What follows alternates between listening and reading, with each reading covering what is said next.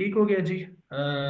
आज जो है हमने पहले आपको मैंने बताया था कि हमने ये पॉलिटिकल साइंस बेसिक्स पढ़ रहे हैं और हमने जो कॉन्स्टिट्यूशनल प्रोसेस है उसको देख रहे थे कि कैसे कॉन्स्टिट्यूशन मेकिंग हुई है पाकिस्तान के अंदर, जो कि हमारे वन पेपर के हवाले से आपको हेल्पफुल हो सकती है। और एक कमरे का जो स्ट्रक्चर है वो हम बनाने की कोशिश कर रहे थे। कुछ ना कुछ बना लिया था, अभी कुछ मजीद बनाने की कोशिश करते हैं। तो हम 1956 कॉन्स्टिट्यूशन के हवाले से मैंने आपको बताया था कि कैसे कॉन्स्टिट्यूशन बना और क्या क्या क्या उसमें मसाइल दरपेश आए और कौन सी उसकी टाइम लाइन थी, उसको हमने देखा। उसके बाद हम आगे चले गए और हमने देखा कि 62 का जो कॉन्स्टिट्यूशन है, जिसको फर्द वाहिद का आयन भी कहा जाता है, 1962 का आयन, जो कि अयूब खान साहब ने नाफिज किया था और एक मैनिपुलेटेड किस्म का बेसिक डेमोक्रेसी का इलेक्शन करवाया। और सर वॉइस स्लो है। वॉइस जी, बाकी भी बताएं। आवाज़ मेरी कम है तो मैं थोड़ी इसकी आवाज़ बढ़ा देता हूँ। जरा कंफर्म कीजिए, आवाज़ कम है?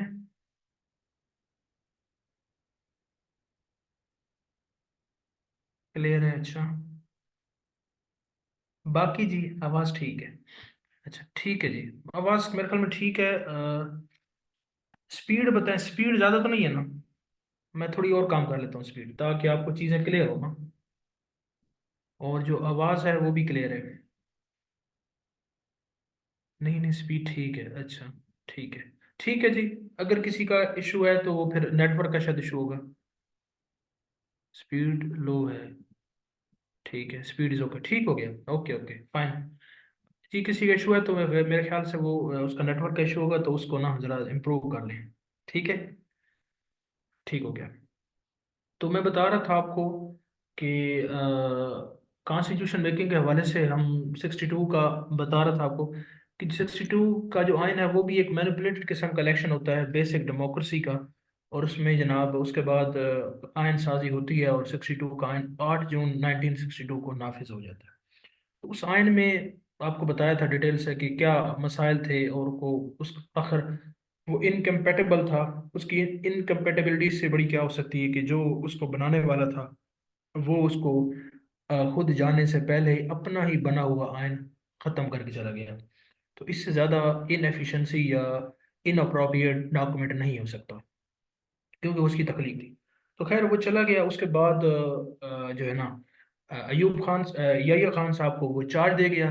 अब जो याह्या खान साहब थे ना, इन्होंने कहा कि मुल्क में क्योंकि कॉन्स्टिट्यूशन नहीं है, तो इन्होंने 19 जो है ना 70 में, इन्होंने 1970 में इन्होंने एक LFO जो है ना, वो एक उसका ऑर्डर इशू किया। ये कोई बाजाब्ता किसी असेंबली ने नहीं पास किया था, वो एक ये एग्जेक्टिव ऑर्डर था। एग्जेक्टिव ऑर्डर का मतलब ये होता है कि जो हमने देखा था ना कि एक गवर्नमेंट का एग्जेक्टिव है, यानी कि जो हुकूमत है वो ऑर्डर पास करती है, वो कोई वो आइन नहीं होता वो। तो लीगल फ्रेमवर्क ऑर्डर, इसके तहत कुछ प्रिंसिपल उसने तय किए थे कि कब इलेक्शन होगा, अब आगे इलेक्शन कब होगा, उसके अंदर कौन कौन से कैसे कंपेन की जाएगी, कितनी पार्टीज हिस्सा लेंगी, कैसे लेंगी, उनकी कंपेन में किन बातों पे बात करनी है किन नहीं करनी, इसकी डिटेल में हम नहीं जा रहे। आपको ये बता रहा हूँ LFO है क्या। तो इसी इसी की एक शीख थी कि जनाब इलेक्शंस होंगे दिसंबर 1970 में, ये इसके अंदर बात की गई। तो अब इलेक्शंस होंगे, और इलेक्शन जब होंगे तो एक असेंबली, उस जो लोग मुंतखब होंगे उनकी एक असेंबली बनेगी और वो आयन बनाएगी। तो फिर क्या होता है, होता यह है कि 7 दिसंबर 1970 को आम इंतखाबात होते हैं। आम इंतखाबात, ये पाकिस्तान की तारीख के पहले आम इंतखाबात हैं। ठीक है। इससे पहले इंतखाबात तो हुए थे, लेकिन आम इंतखाबात का जन्म यानी कि उसके अंदर इशू ये था, आम इंतखाबात इसको क्यों कहते हैं, जनरल इलेक्शन। उसकी वजह कि पहले इलेक्शन तो हमारे पास हुए थे, लेकिन वो यूनिवर्सल एडल्ट सफरेज पे नहीं थे। यूनिवर्सल एडल्ट सफरेज का मतलब ये है, दुनिया में एक स्टैंडर्ड है कि आप greater than 18 years of age जो लोग होते हैं उनको आप राइट वोट देते हैं। ठीक है। जो इलेक्शन हुए पहले, जो भी मैनिपुलेटेड किस्म के थे, वो 18 में नहीं थे, 23 एज थी, किसी में 25 एज थी, तो यूनिवर्सल एडल्ट सफरेज जो कि 18 ईयर्स ऑफ एज से ज़्यादा वोटर होने चाहिए, वो उसके अंदर नहीं थे। ये बड़ा मुतालबा था, ये अवामी लीग का खास तौर पर मुतालबा था। उसकी वजह यह है कि अवामी जो ईस्ट पाकिस्तान था उसके अंदर जो यंग लोग थे वो काफ़ी ज़्यादा थे। उनका ये मुतालबा था कि यूनिवर्सल एडल्ट सफरेज होनी चाहिए। और इसको फिर अयूब खान ने सेट असाइड किया।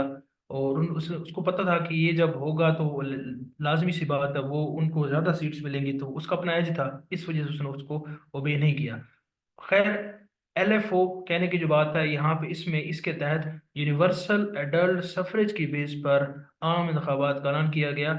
और वो इंतखाबात 7 दिसंबर 1970 को हुए। अब इसकी बहुत लंबी कहानी की समझने की जरूरत नहीं, आपको ये कुछ फैक्चुअल बातें हैं वो पता होनी चाहिए। इस सिलेक्शन के जो रिजल्ट्स है वो थोड़े से एस्टोनिशिंग थे। याह्या खान साहब के लिए भी और बाकी पार्टीज के लिए भी। याह्या खान साहब जो है ना वो इसको नहीं समझ रहे थे किस तरह का रिजल्ट्स आएंगे, और इसके लिए वो तैयार भी नहीं थे। और इसमें जो रिजल्ट्स है वो कुछ यूं थे। इसमें नेशनल असम्बली के जो सीट सी टोटल, जैसा कि इस LFO में कुछ ये प्रिंसिपल तय कर दिए थे कि कितने बेस पे, तो उस पे 313 टोटल सीट्स थी। उसमें से क्या हुआ कि कुछ सीट्स पे इलेक्शन डायरेक्ट रिजर्व सीट्स थी, इसमें कुछ माइनॉरिटीज की थी, तो इसमें कुछ सीट्स पे इलेक्शन हुआ। ठीक है। अब जिन सीट्स पे इलेक्शन हुए, जो रिजल्ट्स है ये इंपॉर्टेंट नहीं, इंपॉर्टेंट ये है कि किस पार्टी ने कितनी सीट ली। यहाँ पे जो 162 सीट ली, किसने? अवामी लीग ने। अवामी लीग जो जिसको लीड कर रहे थे शेख मुजीबुर रहमान, इस पार्टी ने 162 सीट्स ली। और जो पीपल्स पार्टी थी, पाकिस्तान पीपल्स पार्टी, जिसको लीड कर रहे थे जुल्फिकार अली भुट्टो, इसने 81 सीट्स ली ऑल ओवर पाकिस्तान। उसमें ईस्ट पाकिस्तान भी था, वेस्ट पाकिस्तान भी था, ये सारे थे। अब नाम यहीं से जाहिर था ना कि अब आमतौर पे PM बनने के लिए क्या होता है, प्राइम मिनिस्टर बनने के लिए एक हमारे मुल्क के अंदर जो है सिंपल सा criteria, parliamentary form of government जहां भी होता है, तो आपने नेशनल असेंबली के जितने भी मेंबर हैं, नेशनल असेंबली के फॉर एग्जाम्पल 100 मेंबर हैं, अगर एक पॉलिटिकल पार्टी के पास 50 से ज्यादा लोग अगर एक उम्मीद कर लेती है, वो एक पार्टी 50 से दी, यानी मोर देन हाफ से ज्यादा वो उसके सपोर्टेड पार्टी का सपोर्टेड कैंडिडेट ले जाता है, तो वो उसका PM बन जाता है। तो इस स्टेट से जाहिर था कि जो मुल्क का प्राइम मिनिस्टर है वो अवामी लीग का ही नुमाइंदा बनेगा, और अवामी लीग का जो चेयरमैन था शेख मुजीबर रहमान वही बनेगा। तो ये चीज ना पीपल्स पार्टी को बर्दाश्त हुई और ना याह्या खान साहब को बर्दाश्त हुई। तो इस वजह से एक इशू सा क्रिएट हो गया और यहाँ पे ये भी आप देख लें कि तारीख के सबसे जो फेयर इलेक्शन थे ना हमारी तारीख के, वो यही इलेक्शन हुए थे। और आज तक इससे ज्यादा फेयर इलेक्शन नहीं हुए। ठीक है, एलिगेशन इस पे किसी एलिगेशन इलेक्शन के रिजल्ट्स पे नहीं लगाए थे, लेकिन आज इलेक्शन के रिजल्ट्स पर इलेक्शन एलिगेशन लगते हैं। तो ये फेयर इलेक्शन थे और उसके ये रिजल्ट है। इसके तहत अवामी लीग के जो है ना शेख मुजीबुर रहमान को इक़्तिदार सौंपा जाना था। और जब जैसे ये रिजल्ट्स आए, तो शेख मुजीबुर रहमान ने मुतालबा किया, याह्या खान को कहा कि आप असम्बली का इजलास बुलाएं और उस इजलास में आप क्या करें, जो है ना PM के कैंडिडेट के लिए इलेक्शन करवाएं। तो याह्या खान ने क्या किया, डिले टैक्टिक्स की, और उसका वो जो उसका था ना सेशन को बुलाने में लेट की, ताखीर की, क्योंकि उसका गठ जोड़ था भुट्टो के साथ। भुट्टो साहब क्या थे, भुट्टो साहब जो है ना वो, और वो चाहता था याह्या खान के भुट्टो जो है ना मुल्क का वज़ीर आज़म बने, क्योंकि ये उसको ये लगता था कि अवामी लीग का, क्योंकि 1967 में इसका एक 6 नुकात एजेंडा, वो हम पोलिटिकल हिस्ट्री में इंशाल्लाह डिटेल से पढ़ेंगे। तो वो चाहता था कि ये ऐसा ना हो कि ये हमसे अलग हो जाए।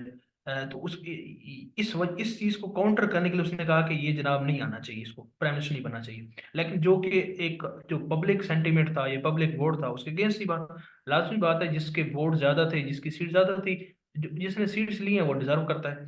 खैर, इसने ना याह्या खान ने सेशन नहीं बुलाया, इसकी बदनीति थी। और होता यह है कि इस सेशन ना बुलाने की वजह से जनाब मुल्क में दंगे फसाद, धरना शुरू हो गई। काफी ज्यादा एक बहुत बड़ी मूवमेंट चली। उस मूवमेंट में क्या होता है, उस मूवमेंट अल्टीमेटली ये होता है कि जो ईस्ट पाकिस्तान है वहां पे जो पब्लिक है, उसको पब्लिक वो बहुत ज्यादा वोलेटाइल हो जाती है। वो कहते हैं कि ये जो वेस्ट पाकिस्तान वाले ही हमारी एक्सप्लोटेशन कर रहे हैं, क्योंकि इसकी पीछे भी तारीख थी, ये सिर्फ एक इलेक्शन नहीं था, ये तो एक ट्रिगर पॉइंट था। इसके पीछे बहुत सी वजूहत थी, वो पॉलिटिकल हिस्ट्री में पढ़ेंगे कि कौन सी वजूहत थी कि ईस्ट पाकिस्तान वेस्ट पाकिस्तान से तंग क्यों था। खैर ईस्ट पाकिस्तान में ये दंगे फसाद शुरू हुए तो फिर क्या हुआ, इसको क्रश करने के लिए जो पीपल्स जाहिया खान साहब हैं, इन्होंने क्या किया, आर्मी जो है ना वो डिपोर्ट कर दी, डिप्यूट कर दी ईस्ट पाकिस्तान में, और एक आर्मी ऑपरेशन स्टार्ट कर दिया। ठीक हो गया, एक आर्मी ऑपरेशन स्टार्ट किया। अब इस आर्मी ऑपरेशन का नाम क्या था, इस ये भी मशहूर है, इसका नाम था ऑपरेशन सर्च लाइट के नाम से, ऑपरेशन सर्च लाइट के नाम से, यहाँ से लिख नहीं था मैं इसको रेस करके ना दोबारा। तो ऑपरेशन सर्च लाइट के नाम से उन्होंने एक ऑपरेशन शुरू किया, जिसका मकसद क्या था, जिसका मकसद ये था कि ये जितनी भी रिजेंटमेंट आ रही है, जितने भी लोग प्रोटेस्ट कर रहे हैं, इसको कर्टेल किया जाए। ठीक हो गया। तो उसको जब कर्टेल करने की कोशिश की गई, तो लेकिन मसला ये था कि आर्मी हर किसी से लड़ सकती है, दुश्मन से भी शायद लड़ लेती है, लेकिन अपने लोगों के साथ नहीं लड़ सकती। तो जो अपने लोग थे इस पाकिस्तान के, वो भी मुखालिफ हो गए, और वो समझ रहे थे कि आर्मी हमारी नहीं है और ये जालिम के साथ है, इस वजह से उन्होंने उसको साथ नहीं दिया। और अल्टीमेटली क्या होता है कि तारीख ने वो एक जो है ना ब्लैक डे देखा हमारी तारीख में, कि जब 16 दिसंबर 1971 को बांग्लादेश हमसे अलग हो जाता है। अब इसमें क्या होता है कि वो पूरी उसकी पूरी कहानी हम पॉलिटिकल हिस्ट्री में पढ़ेंगे कि वो कैसे कैसे, और उसके साथ ये होता है कि इंडिया ने ना, इंडिया जो हमारा, क्योंकि आपको पता है ना पाकिस्तान यहाँ पे था ना, ये अजीब सा मैप है, ये पाकिस्तान का वेस्ट पाकिस्तान था, यहाँ पे इंडिया था, यहाँ पे ईस्ट पाकिस्तान था, तो दरम्यान में इंडिया था। तकरीबन 100 माइल्स का डिफरेंस, 1000 माइल्स का डिफरेंस था दोनों में, तकरीबन 1000 माइल्स का, 1600 किलोमीटर का वेस्ट पाकिस्तान और ईस्ट पाकिस्तान में। तो इसको तीनों तरफ से इसने घेरा हुआ था इंडिया ने, तो इसने अपने जनाब जो फौजें थी कुछ, उनको भी कुछ भेजा यहाँ पे, और क्या किया कि इधर के जो कुछ लोग थे, एक ग्रुप था मुक्ति बानी, उसको इंडिया ने ट्रेनिंग्स दी, ट्रेनिंग्स दे के जनाब इसके अंदर भेजा, और ये जो पाकिस्तान आर्मी के लोग थे इनके साथ उन्होंने ऑपरेशन किया। और एक टाइम आया कि इन्होंने सरेंडर कर दिया। इलेक्शन से इलेक्टेड एक पॉइंट, जी ये कवर करूँ ना, फिर बाद में आप मुझसे पूछिएगा। अच्छा, तो ये जब हुआ इसमें, तो ये इंसर्जेंसी, तो ये जब फौज ने उनका साथ दिया, तो अल्टीमेटली क्या होता है कि यहाँ पे कोलैप्स हो जाता है, कोलैप्स कर जाते हैं, और हमारी आर्मी सरेंडर कर जाती है। 16 दिसंबर 1971 को फॉल ऑफ ढाका, जिसको हम सबूत ढाका कहते हैं, वो हो जाता है। ठीक है। अब ये तो हो गया, अब हमारा एक हिस्सा अलग हो गया। अब जब ये हिस्सा अलग हो गया, अब हमारी वेस्ट पाकिस्तान बच गया। अब इस वेस्ट पाकिस्तान के जो लोग, अब 1970 के जो इंतखाबात हुए थे, उसमें जो 81 लोग थे, पीपल्स पार्टी की सीट थी। अब इसमें इनका कोई पीपल्स पार्टी का वो मेंबर नहीं था। पीपल्स पार्टी ने यहाँ पे कैंडिडेट भी कोई नहीं खड़ा किया था, यानी कि वेस्ट ईस्ट पाकिस्तान में कोई कैंडिडेट नहीं जीता था पीपल्स पार्टी का। तो ये वेस्ट पाकिस्तान तक ही महदूद थी, और ईस्ट पाकिस्तान जो अवामी लीग थी वो यहाँ तक महदूद थी। यहाँ पे ये तो यहाँ तक तो बात समझ में आ गई। अब ये लोग थे, इन्होंने एक असेंबली बनानी थी, और इसमें ये होता है कि एक असेंबली बनाते हैं ये, और ये जब टूट जाता है उसके बाद क्या करते हैं कि उसके बाद सेशन बुलाया जाता है 14 अप्रैल 1972 को। 14 अप्रैल 1972 को इलेक्शन सेशन बुलाया जाता है। जब मुल्क टूट जाता है उसके बाद, तो फिर बच ही गया ना, फिर तो ये खत्म हो गया। इसके अंदर क्या होता है कि अब जी ये जो लोग बचे थे, अब इनके साथ हमने जनाब आयन साजी करनी है, और आयन बनाना है मुल्क का। अब इसमें यहाँ पे ये बात जो है ना देखने वाली है कि दो लोग ऐसे थे जो ईस्ट पाकिस्तान से थे, और वेस्ट पाकिस्तान के, जो ईस्ट पाकिस्तान के थे लेकिन वो वेस्ट पाकिस्तान की असेंबली में शामिल थे। तो ये दो सवाल अक्सर ये पेपर में भी आ जाते हैं। तो एक का नाम था नूरुल अमीन, नूरुल अमीन, और दूसरे का अमीन, ये नूरुल अमीन है ये। ठीक है। और दूसरा जो था उसका नाम था राजा त्रिदेव। तो ये दो लोग ऐसे थे, राजा त्रिदेव, ये वैसे एमसीक्यू में आ जाता है अक्सर। तो ईस्ट पाकिस्तान के दो लोग थे जिन्होंने वेस्ट पाकिस्तान की असेंबली में जाके बैठे। तो इस असेंबली ने आर्जी तौर पे पहले एक जो है ना आयन, इसको इंटरिम कॉन्स्टिट्यूशन कहते हैं, आर्जी आयन, इतना जरूरी चीज नहीं है लेकिन आपको बस बेसिक आइडिया हो कि इंटरिम कॉन्स्टिट्यूशन एक पास किया 1972 के अंदर। इंटरिम कॉन्स, ये आर्जी, इंटरिम कहते हैं आर्जी। ठीक है। आर्जी आयन था, वो को प्रॉपर नहीं था।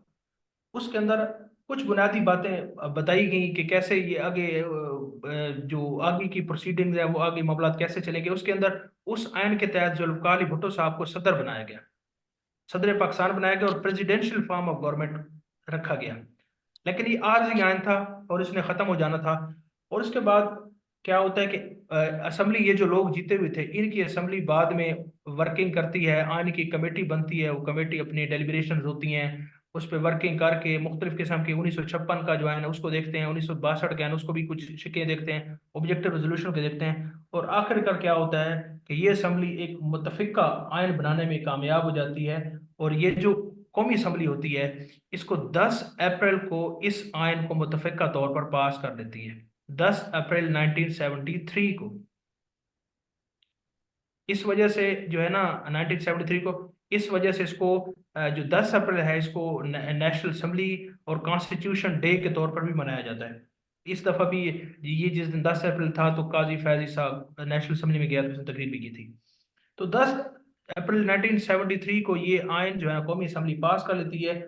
और यही जो आयन है ये 12 अप्रैल को सदर के पास चला जाता है, 10 अप्रैल को कौमी असेंबली इसको पास करती है, 12 अप्रैल को सदर के पास ऐसे चला जाता है और सदर इसको पास कर देता है। तो जैसे 12 अप्रैल को ये पास हो जाता है तो ये आयन मुतफिका तौर पर पास हो जाता है। और इस आयन को 14 अगस्त 1973 में नाफिज कर दिया जाता है कि अब इसके बाद जो पिछले आयन से वो खत्म हो गए हैं, और 1973 का जो आयन है ये पास हो गया है, और अब आइंदा से यही नाफिजुल अमल होगा। तो ये है बैकग्राउंड अब तक का कि 1973 का जो आयन है ये कैसे पास हुआ, इसके अंदर क्या क्या बुनियादी छोटे छोटे जो कॉन्स्टिट्यूशन के हवाले से पॉइंट से वो। अब ये आयन की खूबियां, ये आयन क्या था, इसकी बुनियादी कुछ बातें जाने से पहले मैं आपसे कंफर्म करूंगा कि आपको आवाज आ रही है और ये बातें जो मैंने बताई है ये क्लियर हुई हैं आपको।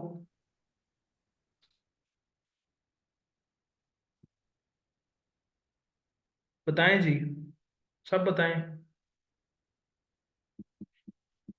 ठीक हो गया,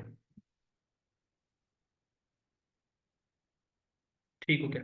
अच्छा जी, अब 1973 में, ठीक है ठीक है, अब हम आ जाते हैं। अब आपको पता चल गया कि ये इसमें जो इम्पोर्टेंट डेट्स हैं ये आपने नोट कर भी ली होंगी। और जो है ना इसको ये आपने खास तौर पे इनको देखना है, इंपॉर्टेंट डेट्स जो इसमें आपको बताइए ये देखने वाली है। बाकी आप इसको डिफरेंट सोर्सेज से पढ़ेंगे तो आपको मजीद भी क्लियर हो जाएगा। एक स्ट्रक्चर आपको मैंने बताया कि वो कैसे, ये क्रोनोलॉजिकल इवेंट्स कौन कौन से हुए हैं, ठीक है। बाकी इसमें जो क्रिटिकल क्वेश्चंस हैं वो हम जो आपको कोई होंगे तो वो इंशाल्लाह हम एंड में देखेंगे। और मैं आपको ये पहले भी बता चुका हूँ बात, वही बात कि आपने एक वो स्ट्रक्चर देखना है कि स्ट्रक्चर ये चेन ऑफ इवेंट्स हो कैसे रहे हैं। बाकी उसके अंदर बहुत से मामला हैं, मतलब इसके अंदर छोटी छोटी बातें बहुत सारी हैं। तो इतनी ज्यादा उसके अंदर आपने नहीं जाना, क्योंकि आप वो कोई पाक स्टडी लेक्चरर की तैयारी तो नहीं कर रहे ना।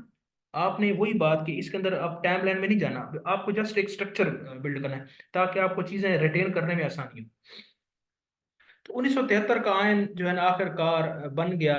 और ये बड़ा एक आज भी पाकिस्तान की जो है ना तारीख में इसको एक लैंडमार्क समझा जाता है। और आज भी जुल्फ़िकार अली भुट्टो पीपल्स पार्टी इस चीज़ का क्रेडिट जरूर लेते हैं कि हमने मुल्क को आयन दिया है। तो जुल्फ़िकार अली भुट्टो साहब जैसे भी था, मुल्क टूटा सारा कुछ, उनका एक डिस्प्यूटेड कैरेक्टर भी समझा जाता है, लेकिन उन्होंने आयन बनाने में उनका एक अहम किरदार था, इसमें कोई शक नहीं।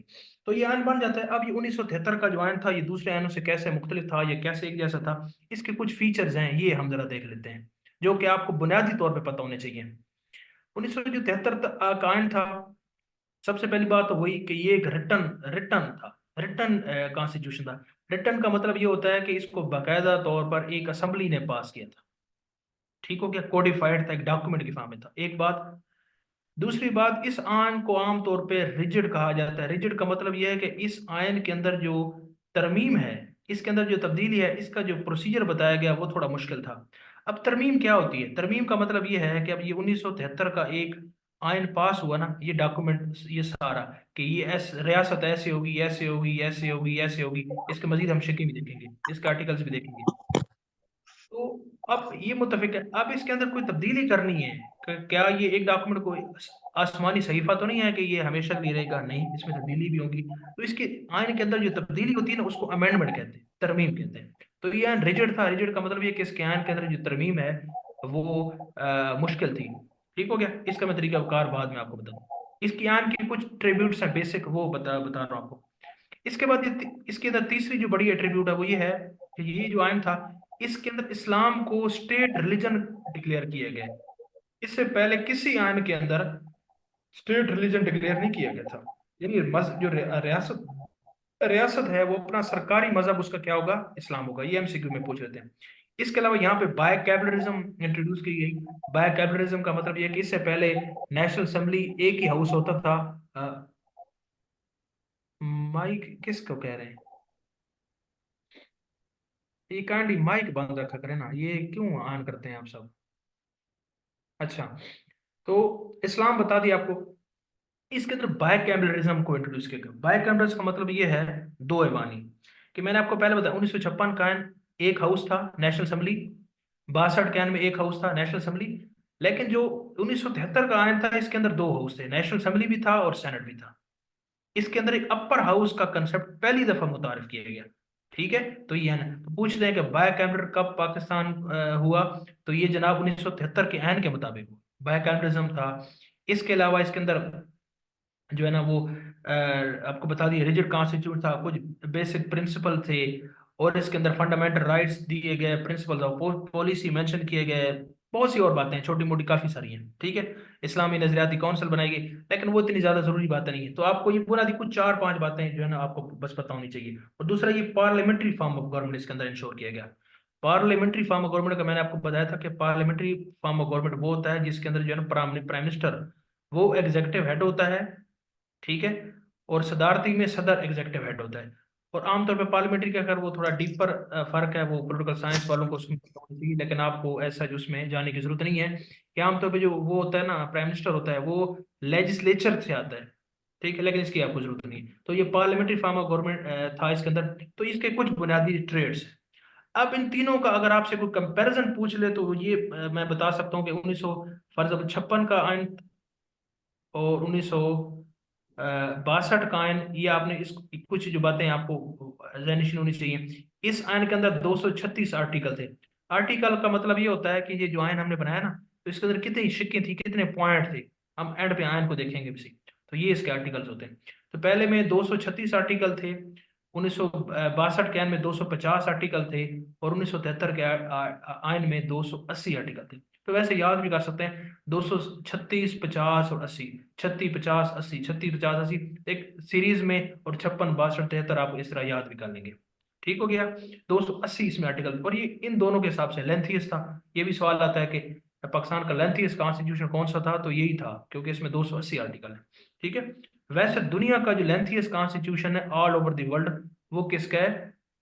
वो इंडिया का है, लेंथीएस्ट कॉन्स्टिट्यूशन दुनिया का। और उसके अंदर 395 आर्टिकल्स हैं। ठीक है, लेकिन ये आपके लिए जरूरी नहीं, लेकिन आप ये याद रखें कि 234 नहीं थे, 236 थे। जी, लार्जेस्ट डेमोक्रेसी भी कहते हैं इसको। अब देखें ना, ये जो 234 तरह के सवाल, अब ये आपको एक और बात यहाँ पे आ गई है, वैसे फिर वो डेविएट और वॉल्यूम वाली बात है कि ना बुक्स में बहुत सी गलतियां हैं। ठीक है, बुक्स में भी गलतियां हैं, वेबसाइट्स में भी गलतियां हैं, एमसीक्यूज में। इम्तियाज शायद को जो है ना जब हम करते हैं तो हम कहते हैं कि ये सारी ठीक है, ऐसा नहीं है। इम्तियाज शायद में आप यकीन करें 15 से 20 सवाल गलत लिखे हुए हैं, आंसर लगे हुए हैं। तो जब हम उसको रट लेते हैं तो फिर, और हमें कहते हैं जब पेपर के बाहर कि मेरे तो 80 नंबर आने थे तो पीपीएससी ने 50 दिए हैं, तो वो इस वजह से कि हमने गलत याद किए होते हैं। ठीक है, तो उसके लिए थोड़ा मुश्किल होता है, लाजिम बात है, आपने एक क्वेश्चन को तैयार किया है डिफरेंट सोर्स, तो इसके लिए एक राइट सोर्सेज का होना बड़ा जरूरी है। बड़े डिस्प्यूटेड क्वेश्चन है। ठीक है, इम्तियाज शाहिद की बुक है, डॉक्टर नजीब की बुक है, हर किताब में आप ये समझ लें कि 15 से 20% सवाल गलत होते हैं, गलत टिक लगे होते हैं। ठीक हो गया, तो ये 234 भी उसी उसमें है। ठीक हो गया। अच्छा, खैर मैं बता रहा था आपको, इस डेविएट हो गए हम। तो 200 ये बता दिया आपको कि 236, 250 और 280 आर्टिकल हो गए। ठीक हो गया। अब इस आयन के अंदर रिजिड रिजिड थोड़ा सा आप देख लें, इसको हम देख लेते हैं कि आयन के अंदर जो तरमीम होती है ना वो जो है ना इसके सर अंदर। मैं बात कर रहा हूँ मियाँ वाली से। मैं आपकी बात काट रहा हूँ। सर मेरे सामने कल पड़ी थी ये पाक स्टडी की बुक ना, मैट्रिक की। तो जी जी, उसमें 234 लिखे हुए थे 1956 के। 234। पंजाब, हाँ पंजाब टेक्स्ट बुक की बनी हुई है वो बुक तो। और तो वो वो बताई जा रही है सर।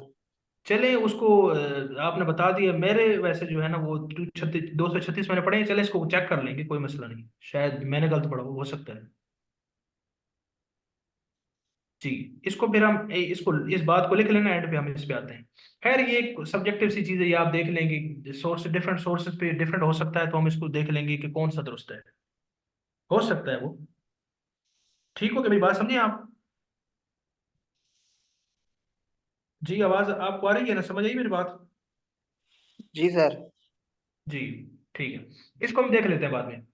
तो खैर ये 234 है, ये 236 है, उसके बाद 250 है, उसके बाद 280 इसमें आर्टिकल है।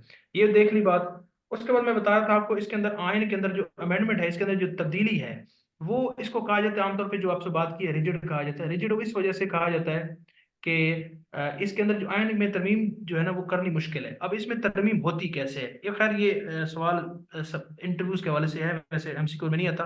तो उसमें ये होता है कि हमारा जो लेजिस्लेचर है वो नेशनल असेंबली, सेनेट और प्रेसिडेंट, इन तीन से मिलकर बना होता है। इस तीनों को मिलके हम इसको पार्लियामेंट भी कहते हैं। ठीक है, इन तीनों को, नेशनल असेंबली, सेनेट और प्रेसिडेंट, इन तीनों को पार्लियामेंट कहा जाता है, और इसको मजलिस शूरा भी कहते हैं। ठीक है, मजलिस शूरा भी कहते हैं, नेशनल असेंबली, सेनेट और प्रेसिडेंट कलेक्टिवली इसको पार्लियामेंट भी कहते हैं। ठीक है, अब आइन में तरमीम कैसे होगी? तरमीम ये होती है कि आपके जो नेशनल असेंबली के जितने भी मेंबरान हैं, पहले 342 थे, अब तो 336 हो गए हैं, उनके टोटल के 2/3 लोग हैं, एक जो अमेंडमेंट होगी उसको पास करेंगे नेशनल असेंबली के। फिर वही जो अमेंडमेंट है वो जाएगी सेनेट के अंदर, और सेनेट के टोटल जितने भी लोग हैं, पहले 104 थे, अब 96 हो गए हैं, तो उनके 2/3 वो सेनेट के उसको पास करेंगे। उसके बाद उसी को आप लेके जाएंगे सदर के पास, और सदर उसको पास करेगा, तो वो आयन में तरमीम हो जाएगी। हाँ, अगर ऐसा कोई मैटर है जो कि सूबों से रिलेटेड है, तो फिर इन दोनों हाउसेस के बाद सूबाई असेंबली भी पास करेगी, और फिर सूबाई असेंबली से बाद क्या होगा, फिर सदर के पास आएगी। तो ये अमेंडमेंट का ये एक सिंपल सा प्रोसीजर है। खैर ये इतनी ज्यादा आपको नहीं है, लेकिन आपको पता हो कि अमेंडमेंट इस तरीके से होती है। ठीक हो गया। तो ये बेसिक जो तारुफ है इसका मैंने आपको बता दिया, कि ये 1973 के आयन का ये बुनियादी जो इसका स्ट्रक्चर है। अब इसके अंदर कौन कौन से आर्टिकल्स हैं, इसका स्ट्रक्चर कैसे बना हुआ है, इसको जरा हम देख लेते हैं, और इसमें जो तरामीम है वो हम देख लेते हैं। तब तक मुझे आप कंफर्म कीजिएगा कि आपको जो बात अभी तक मैंने बताई है वो क्लियर हुई है।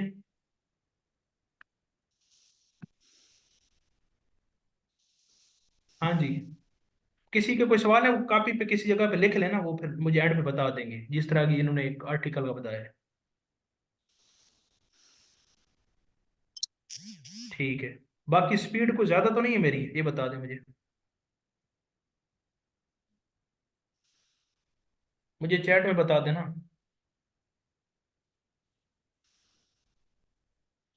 ठीक है, कम है, ठीक है। स्पीड आज 20 की, अच्छा 20 की स्पीड है। तो आप क्या चाहते हैं, कितनी है, कोई 80 पे ले जाएं या 20 पे रखें? ठीक है,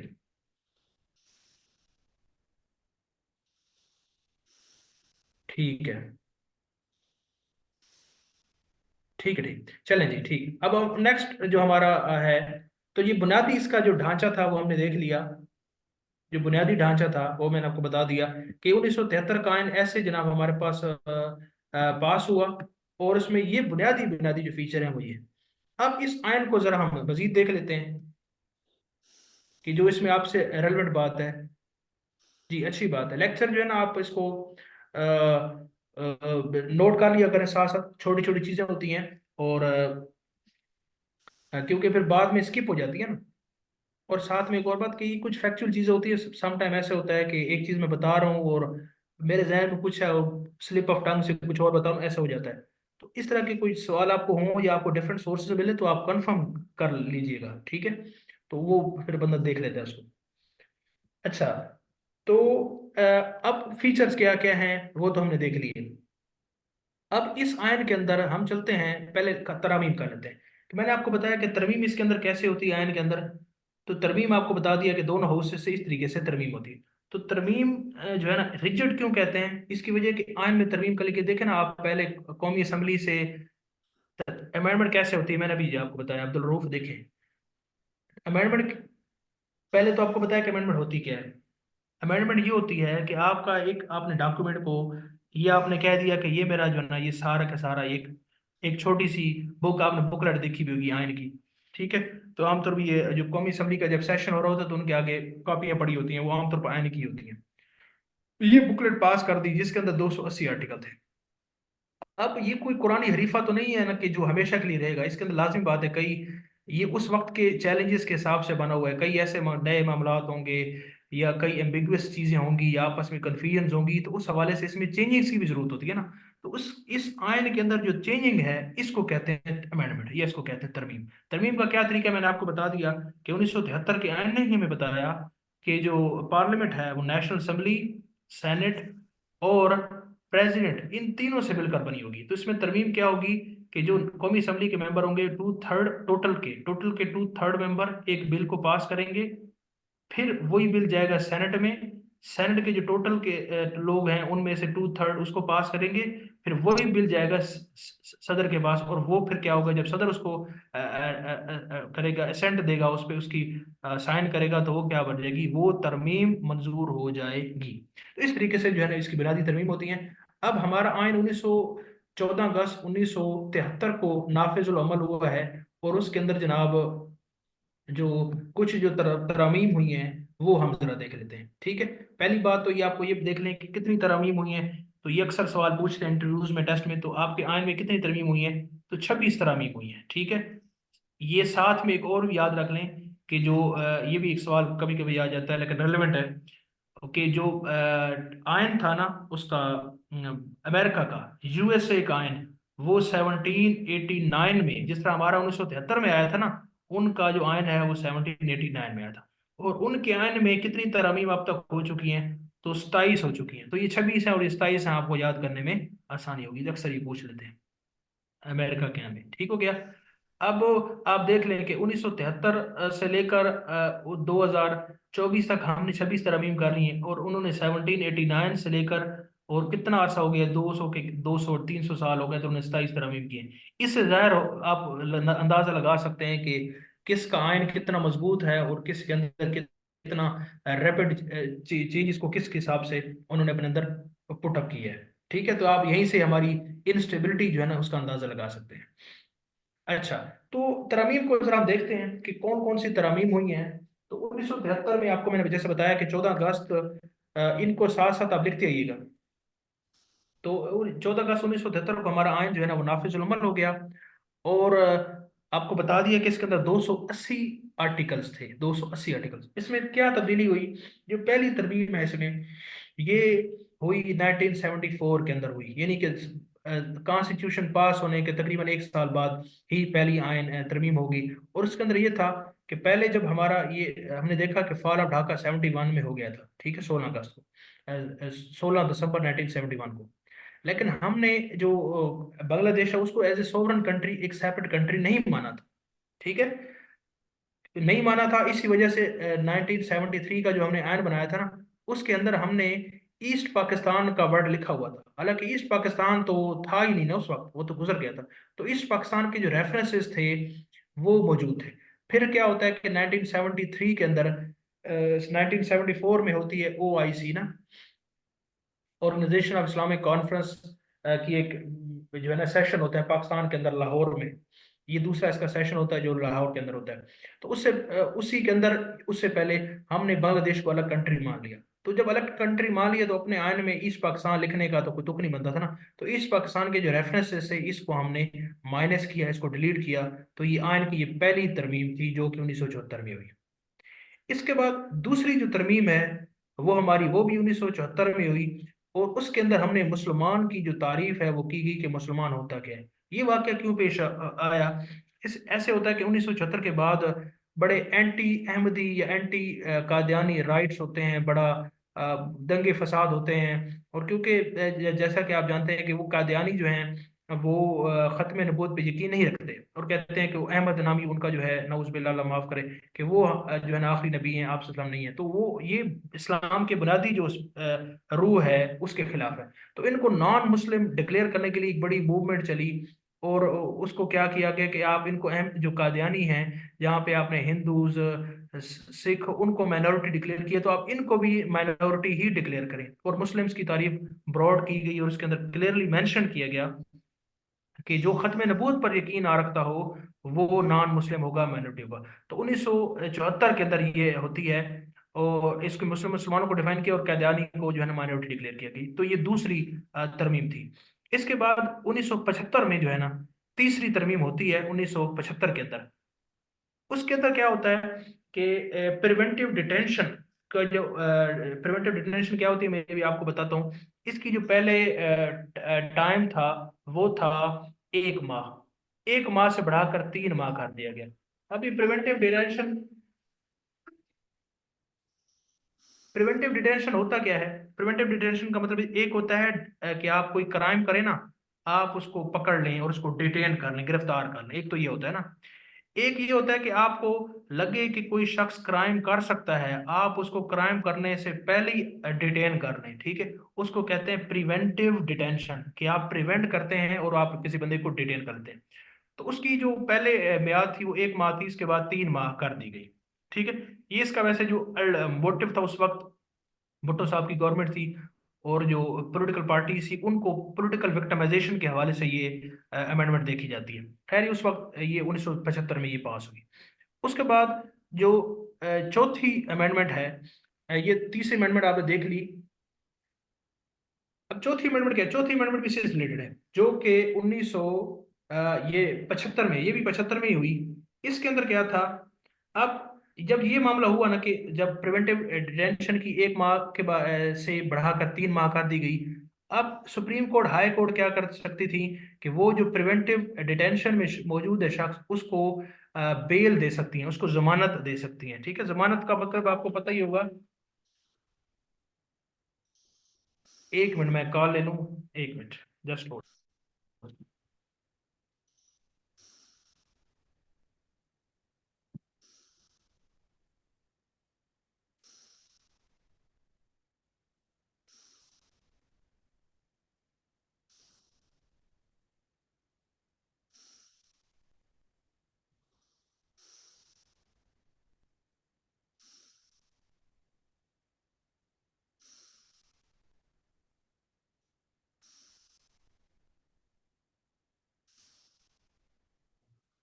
अच्छा जी।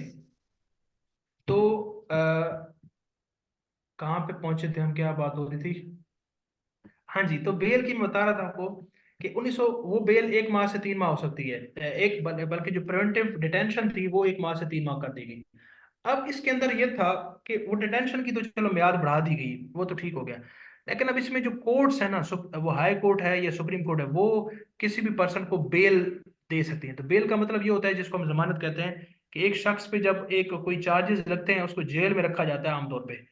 तो वो ये होता है कि बेल का मतलब ये होता है कि वो शख्स, उसको बाहर आप ले आते हैं और वो एक एग्रीमेंट साइन होता है कि ये शख्स जो है ना, जिस पे ये मुकदमा तो उसका कोर्ट में चलता रहेगा, लेकिन ये पाबंद बनाता है अपने आप को कि मैं इस तरह की कोई कार्रवाई नहीं करूंगा और मैं बड़ा ओबीडियंट किस्म का सिटीजन बनूंगा और वो एक्टिविटी नहीं करूंगा। तो उसका ये होता है कि ये इसको बाहर घूमने फिरने की या बाहर रहने की इजाजत होती है, जेल में इसको नहीं रखा जाता। और फिर उसका जो केस का जो फैसला होता है उसका फिर होता है तो ये बेल होती है।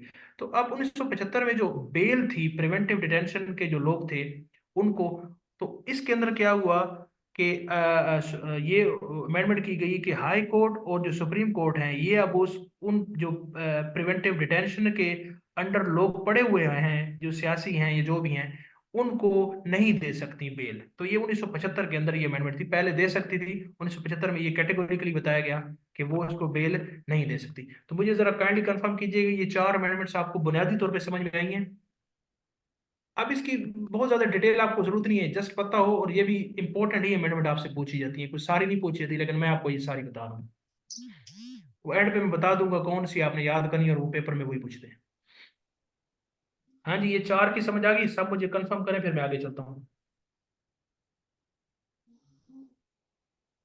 जी देखे ना, ये मुस्तफा आप पूछ रहे हैं, तो इसमें एडिशनल सीट्स भी हो सकती हैं। एक तरमीम के अंदर सेट ऑफ होता है, बहुत सी और भी छोटी मोटी बातें होती हैं। तो इसमें ये जिस तरह आप बताया ना, तो एक तरमीम के अंदर एक तरह का पैकेज होता है, उसमें 3 4 फीचर और भी हो सकते हैं। तो मैं एक एक्सप्लेन कर रहा हूँ ताकि आपको याद रखने के लिए। तो हम अब 18th अमेंडमेंट तो 112 आर्टिकल, तो 112 आर्टिकल का तो नहीं रेफरेंस देते ना, हम उसकी मेजर जो थीम है उसको देखते हैं। अच्छा, तो बात समझ में आ गई है ना? हम आगे चलते हैं, 5वीं तरमीम पे चलते हैं। ठीक हो गया। एक मैं इसको रेस कर दूं। तो चार तरमीम जो है ना बड़े थोड़े से टाइम में हमारी तरमीम हो गई, और हम जनाब तरमीम करते जा रहे हैं। अब जो चार तरमीम हो गई, पांचवी तरमीम में क्या हुआ कि पहले जो सिंध और बलूचिस्तान कोर्ट थी, हाई कोर्ट थी, वो इकट्ठी थी। अब इसमें क्या किया उन्होंने, अलग से जनाब उन्होंने कहा कि अब ये जो दोनों कोर्ट्स हैं ये अलग फंक्शनल होंगी और अलग से काम करेंगी। ये फिफ्थ अमेंडमेंट थी, ठीक है, जो कि 1976 के अंदर पास हुई, ठीक है, जिसके अंदर सिंध और जो बलूचिस्तान है उसकी कोर्ट सेपरेटली वर्क करेंगी। अब हाँ, एक बात और भी, कि इसके अंदर छोटी मोटी और भी कुछ चेंजिंग्स थी, लेकिन वो ऐसा आपके लिए जरूरी नहीं है, आप जस्ट इतना ही याद रखें वो काफी है, क्योंकि अमेंडमेंट के अंदर काफी सारे पॉइंट्स होते हैं। एक पॉइंट आपको पता हो बस काफी, जो मेजर है। ये पांचवी अमेंडमेंट थी जो कि 1976 में पास हुई। उसके बाद छठी अमेंडमेंट जो कि इंपॉर्टेंट अमेंडमेंट है, उसके अंदर ये होता है कि पहले जो इसके अंदर जो सुप्रीम कोर्ट है ना, उसके जज की मैक्सिमम जो एज है उसका तयन किया गया, दैट इज 65, कि 65 ईयर्स से ज्यादा जज आपका नहीं हो सकता सुप्रीम कोर्ट का। और हाई कोर्ट का क्या बताया गया, हाई कोर्ट का बताया गया 62, 62 से ज्यादा एज का नहीं हो सकता हाई कोर्ट के अंदर कोई भी जस्टिस। और सुप्रीम कोर्ट में जो है ना वो 65 से ज्यादा नहीं हो सकता। तो ये कैटेगोरिकली एज मेंशन कर दी गई, ये अहम अमेंडमेंट है। ठीक है, अभी पूछ लेते हैं, सवाल वैसे आ जाता है कि सुप्रीम कोर्ट का जो जज है या चीफ जस्टिस है वो कितनी मैक्सिमम एज का हो सकता है, तो वो 65 का हो सकता है, हाई कोर्ट का 62 का हो सकता है, इससे ज्यादा का नहीं हो सकता। ठीक है, तो ये एक अहम बात थी। सातवीं जो अमेंडमेंट थी, ये वोट ऑफ कॉन्फिडेंस से रिलेटेड है, कि इसके अंदर ये प्राइम मिनिस्टर को इख्तियार दिया गया कि वो असेंबली से वोट ऑफ कॉन्फिडेंस ले सकता है। वोट ऑफ कॉन्फिडेंस का मतलब ये है कि कभी कभी ऐसा होता है कि अपोजिशन कहती है कि एक जो वजीर आजम है वो रिजाइन कर दे, तो वो प्राइम मिनिस्टर क्या करता है, वो कहता है नहीं, मैं क्यों रिजाइन करूं, मुझे तो अपना ऐवान ने जो है ना वो उसका एतमाद हासिल है, और उस वजह से फिर वोट ऑफ कॉन्फिडेंस वो लेता है। ठीक है, इसी तरह जो वोट ऑफ कॉन्फिडेंस वो ले सकता है, तो वोट ऑफ नो कॉन्फिडेंस के जरिए उसको हटाया भी जा सकता है। ठीक है, इसको फिर हम ज्यादा डिटेल में जरूरत नहीं है, लेकिन आपको बुनियादी आइडिया हो, तो ये भी जुल्फकार अली भुट्टो साहब के दौर में ही हुई, और ये 1977 में ये पास हुई। ठीक है, vote of confidence, vote of confidence मिसाल के तौर पे एक असेंबली है जिसमें 300 मेंबरान हैं। अब 300 मेंबरान में से अगर वोट ऑफ कॉन्फिडेंस पे आधे से ज्यादा यानी 150 प्लस लोग अगर प्राइम मिनिस्टर के साथ खड़े हो जाते हैं, तो वो वोट ऑफ कॉन्फिडेंस उसको मिल गया। और अगर अपोजिशन कहती है कि ये एतमाद का वोट नहीं रखता, और वो एतमाद के जो उसकी वोट ऑफ नो कॉन्फिडेंस लेकर आ जाते हैं एक डॉक्यूमेंट, और उसमें अपोजिशन के लोग 150 से ज्यादा वोट ले जाते हैं, तो वो फिर वोट ऑफ नो कॉन्फिडेंस पास हो जाती है और प्राइम मिनिस्टर फारिग हो जाता है। जिस हिसाब से जो पिछले हमारे साहब का प्राइम मिनिस्टर थे उनको फारिग किया गया था। सर सिक्स वाली की डेट जो जो ये 1976 में हुई है। डेट को छोड़ें, आप ईयर याद रख लें, ईयर वो भी जरूरी नहीं है, खैर मैं आपको एंड में बताऊंगा जो करना है, बस ईयर ही देख लें इसका। 1976 में छठी अमेंडमेंट। सातवीं अमेंडमेंट जो कि आपको बता दी वोट ऑफ कॉन्फिडेंस है, और ये 1977 में थी। और ये 1977 में, और ये भुट्टो साहब की आखिरी अमेंडमेंट थी जो भुट्टो साहब दौर में हुई। तो आपको ये बस आइडिया होना चाहिए कि पहली जो सात अमेंडमेंट हैं, पहली जो सात अमेंडमेंट हैं, ये वो भुट्टो साहब के दौर में हुई हैं, और वो 1973 से लेकर 77 के टाइम फ्रेम में हुई हैं, सात अमेंडमेंट्स। ठीक हो गया। इसके बाद आगे चलते हैं, फिर थोड़ा सा तवक्कुफ आता है। तवक्कुफ इस तरह आता है कि भुट्टो साहब की गवर्नमेंट चली जाती है। पाँच ये मैं ये 5 जुलाई, इसकी फिर पूरी कहानी है कि कैसे उनकी हुकूमत जाती है, कौन से इवेंट्स होते हैं, ये पॉलिटिकल हिस्ट्री में इंशाल्लाह देखेंगे डिटेल से। आपको बस बात रखने जहन में रखने वाली ये है कि 5 जुलाई 1977 को जनाब मार्शल लॉ हमारा लग जाता है, और ये तीसरा मार्शल लॉ होता है। पहला 1958 में लगाया था, 1958 में लगाया था अयूब खान साहब ने, सिकंदर मिर्जा ने लगाया था। दूसरा मार्शल लॉ 1969 में याहिया खान ने लगाया था, और तीसरा मार्शल लॉ ये लगा जो कि 5 जुलाई 1977 को जियाउल हक साहब ने लगाया। अब ये जैसे ही, इसने मार्शल लॉ लगाया, तो उसके बाद भुट्टो पे ट्रायल चला, भुट्टो पे कसूरी साहब का एक केस है मशहूर, वो हम उसमें देखेंगे। तो आखिरकार ये होता है कि भुट्टो साहब को 4 अप्रैल 1979 को हैंग कर दिया जाता है। ये डेट जरूरी है, 4 अप्रैल, 4 अप्रैल है, ये 14 नहीं है, 4 अप्रैल को इनको हैंग कर दिया जाता है, और 5 जुलाई 1977 को जनाब मार्शल लॉ लग जाता है। अब मार्शल आ गया तो फिर कुछ तवक्कुफ हो जाता है, ज़ियाउल हक साहब आ जाते हैं पावर में, और उनके दौर में 1985 के अंदर एक बड़ी अमेंडमेंट पास होती है, जिसको हम एट्थ अमेंडमेंट कहते हैं। एट्थ अमेंडमेंट, ये बड़ी एक इंपॉर्टेंट अमेंडमेंट है, ये याद रखने वाली है।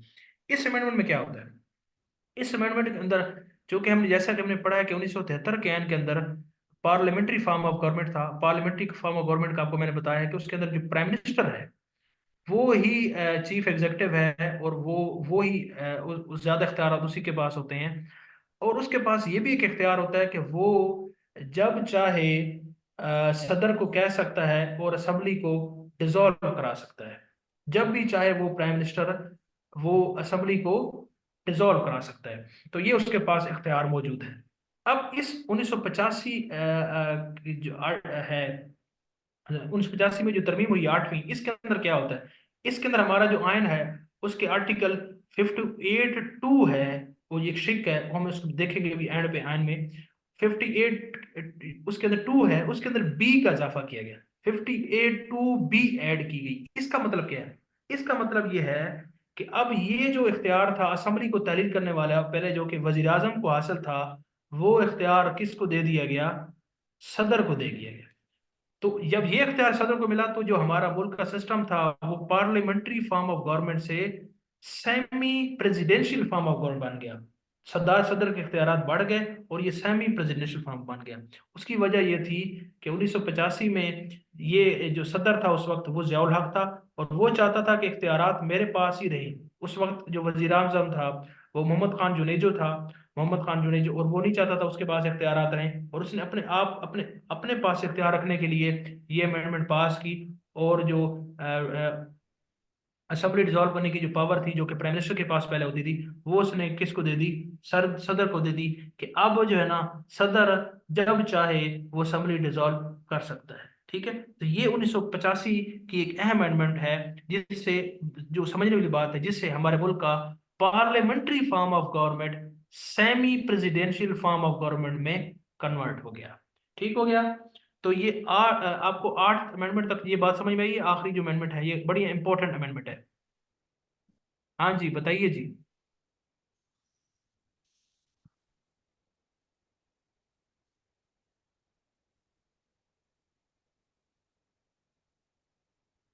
जी, सबको क्लियर हो गया? आवाज भी क्लियर है? ठीक हो गया।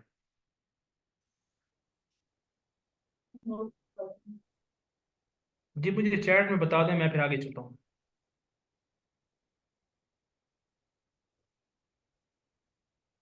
ठीक हो गया, ठीक हो गया।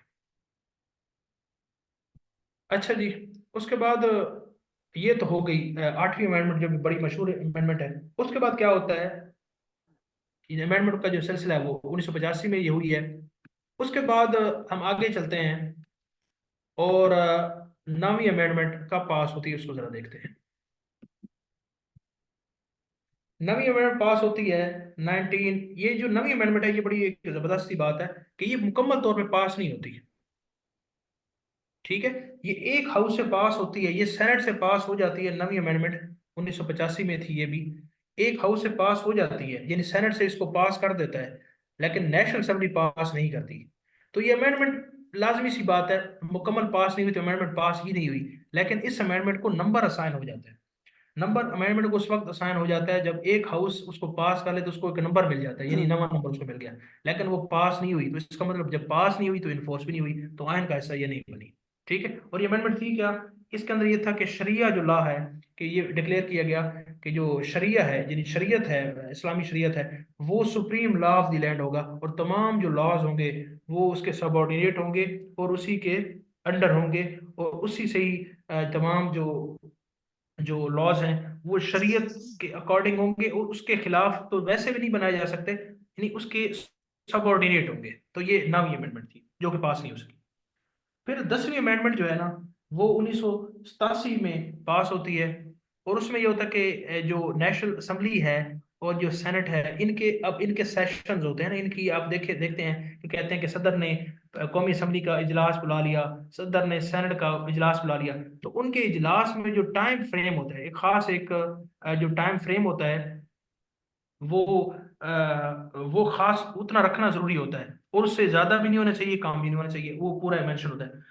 तो इसके अंदर क्या किया गया, पहले जो टाइम फ्रेम था वो 160 डेज था। 160 डेज का मतलब ये है कि जो दो सेशंस हैं कौमी असम्बली के और सेनेट के, उनके अंदर मैक्सिमम 160 डेज का उसमें एब्सेंसी हो सकती है, उसकी मतलब डिसकंटिन्यूटी हो सकती है। इसको कम कर दिया गया और कहा गया कि अब 130 डेज हो सकते हैं, इससे ज्यादा नहीं हो सकते। मतलब ये है कहने का कि नेशनल असम्बली का सेशन, एक सेशन अभी हो रहा है, तो दूसरा सेशन जब होगा तो उनके दरमियान में जो डेज हैं ये 130 डेज से ज्यादा नहीं होने चाहिए, इससे कम होने चाहिए। इसको मतलब इसका इनकरेज किया गया कि जो अ, वो है इसकी ज्यादा से ज्यादा सेशन कॉल हो ताकि असम्बली की कार्रवाई को बेहतर बनाया जा सके। नाइन्थ रिपीट कर दें जी, मैं नाइन्थ रिपीट कर देता हूँ। नवीं जो तरमीम थी ये 1985 में पास की गई। पास तो नहीं हुई, एक हाउस से इसको पास किया। और मैंने आपको बताया ये तरमीम ये थी 1985 में जो नवीं तरमीम थी कि जो शरिया है, शरिया को या शरीयत को लॉ ऑफ द लैंड या supreme law of the land बनाने की कोशिश की गई। कि जो हमारा जितने भी आयन बनेगा, रूल लॉ बनेंगे या जितने भी लॉज होंगे वो सारे शरीयत के मुनाफी नहीं होंगे और वो सुप्रीम होगा हर हवाले से शरिया लॉ। एक तरीके से इस्लामाइजेशन या इस्लाम के जो उसकी इन्फोर्सेबिलिटी है या इस्लाम की जो प्रैक्टिकल इम्प्लीमेंटेशन है उसको बढ़ाने की कोशिश की गई। लेकिन बस इतना याद रखना है कि शरिया लॉ को इन्फोर्स करने की कोशिश की गई। लेकिन ये जो बिल था ये सेनेट ने तो पास कर लिया, यानी अपर हाउस ने पास कर लिया, लेकिन नेशनल असेंबली से पास नहीं हो सका। अब आप कहेंगे कि ये कैसे हो सकता है, पहले बिल तो जाते ही नेशनल असेंबली में है। तो ये याद रखिएगा, बिल किसी हाउस में भी जनरेट हो, किसी बिल में किसी हाउस में भी जा सकता है। सिर्फ जो मनी बिल्स होते हैं या जो पैसों के बिल होते हैं वो लाजमी होता है कि वो कौमी असेंबली में जाए। नहीं तो कोई भी बिल है, अमेंडमेंट बिल है, वो किसी भी हाउस में जा सकता है और फिर वो पास वहां हो सकता है। तो इस तरीके से ये नामी जो अमेंडमेंट है ना ये है। तो उसके बाद 10वीं मैंने आपको पहले बता दी है। अब आगे हम चलते हैं। तो ये क्लियर हो गया आपको, 10 अमेंडमेंट्स क्लियर हो गई हैं? बताएं जी, मुझे चैट में बताएं।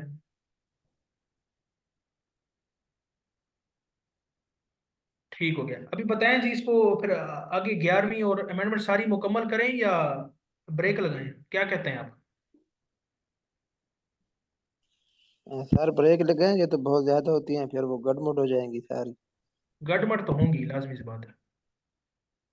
अच्छा जी, सर कंप्लीट करें, कंप्लीट करें, आज कंप्लीट कर लें, कंप्लीट करें आज।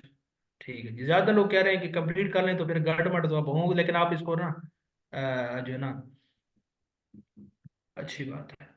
लेक्चर लेंगे रोजाना, कंटिन्यूटी बनेगी तो मजा आएगा। अगर आप दरम्यान में सो जाएंगे तो फिर वो नहीं आएगा मजा। जी इंपॉर्टेंट है बिल्कुल, ये जो इसमें इंपॉर्टेंट है मैं आपको ये बताऊंगा कौन सी इंपॉर्टेंट है, आपने कौन सी करनी है, ये सारी आपको करने की जरूरत नहीं है। ठीक है। और हाँ एक ही दफा इसमें जो अहम होगी वही आपको मैं एंड में बता दूंगा, वही करनी है ये मैं, लेकिन आपको सारी जो बता रहा हूँ ताकि एक दफा आपके ना कानों से गुजर जाए कि आयन होता क्या है, तरमीम क्या होती है। आपको रात को नींद में भी दो तीन जो है ना तरमीमें आपको उड़ती हुए या चलती फिरती नजर आएंगी। ठीक है ना?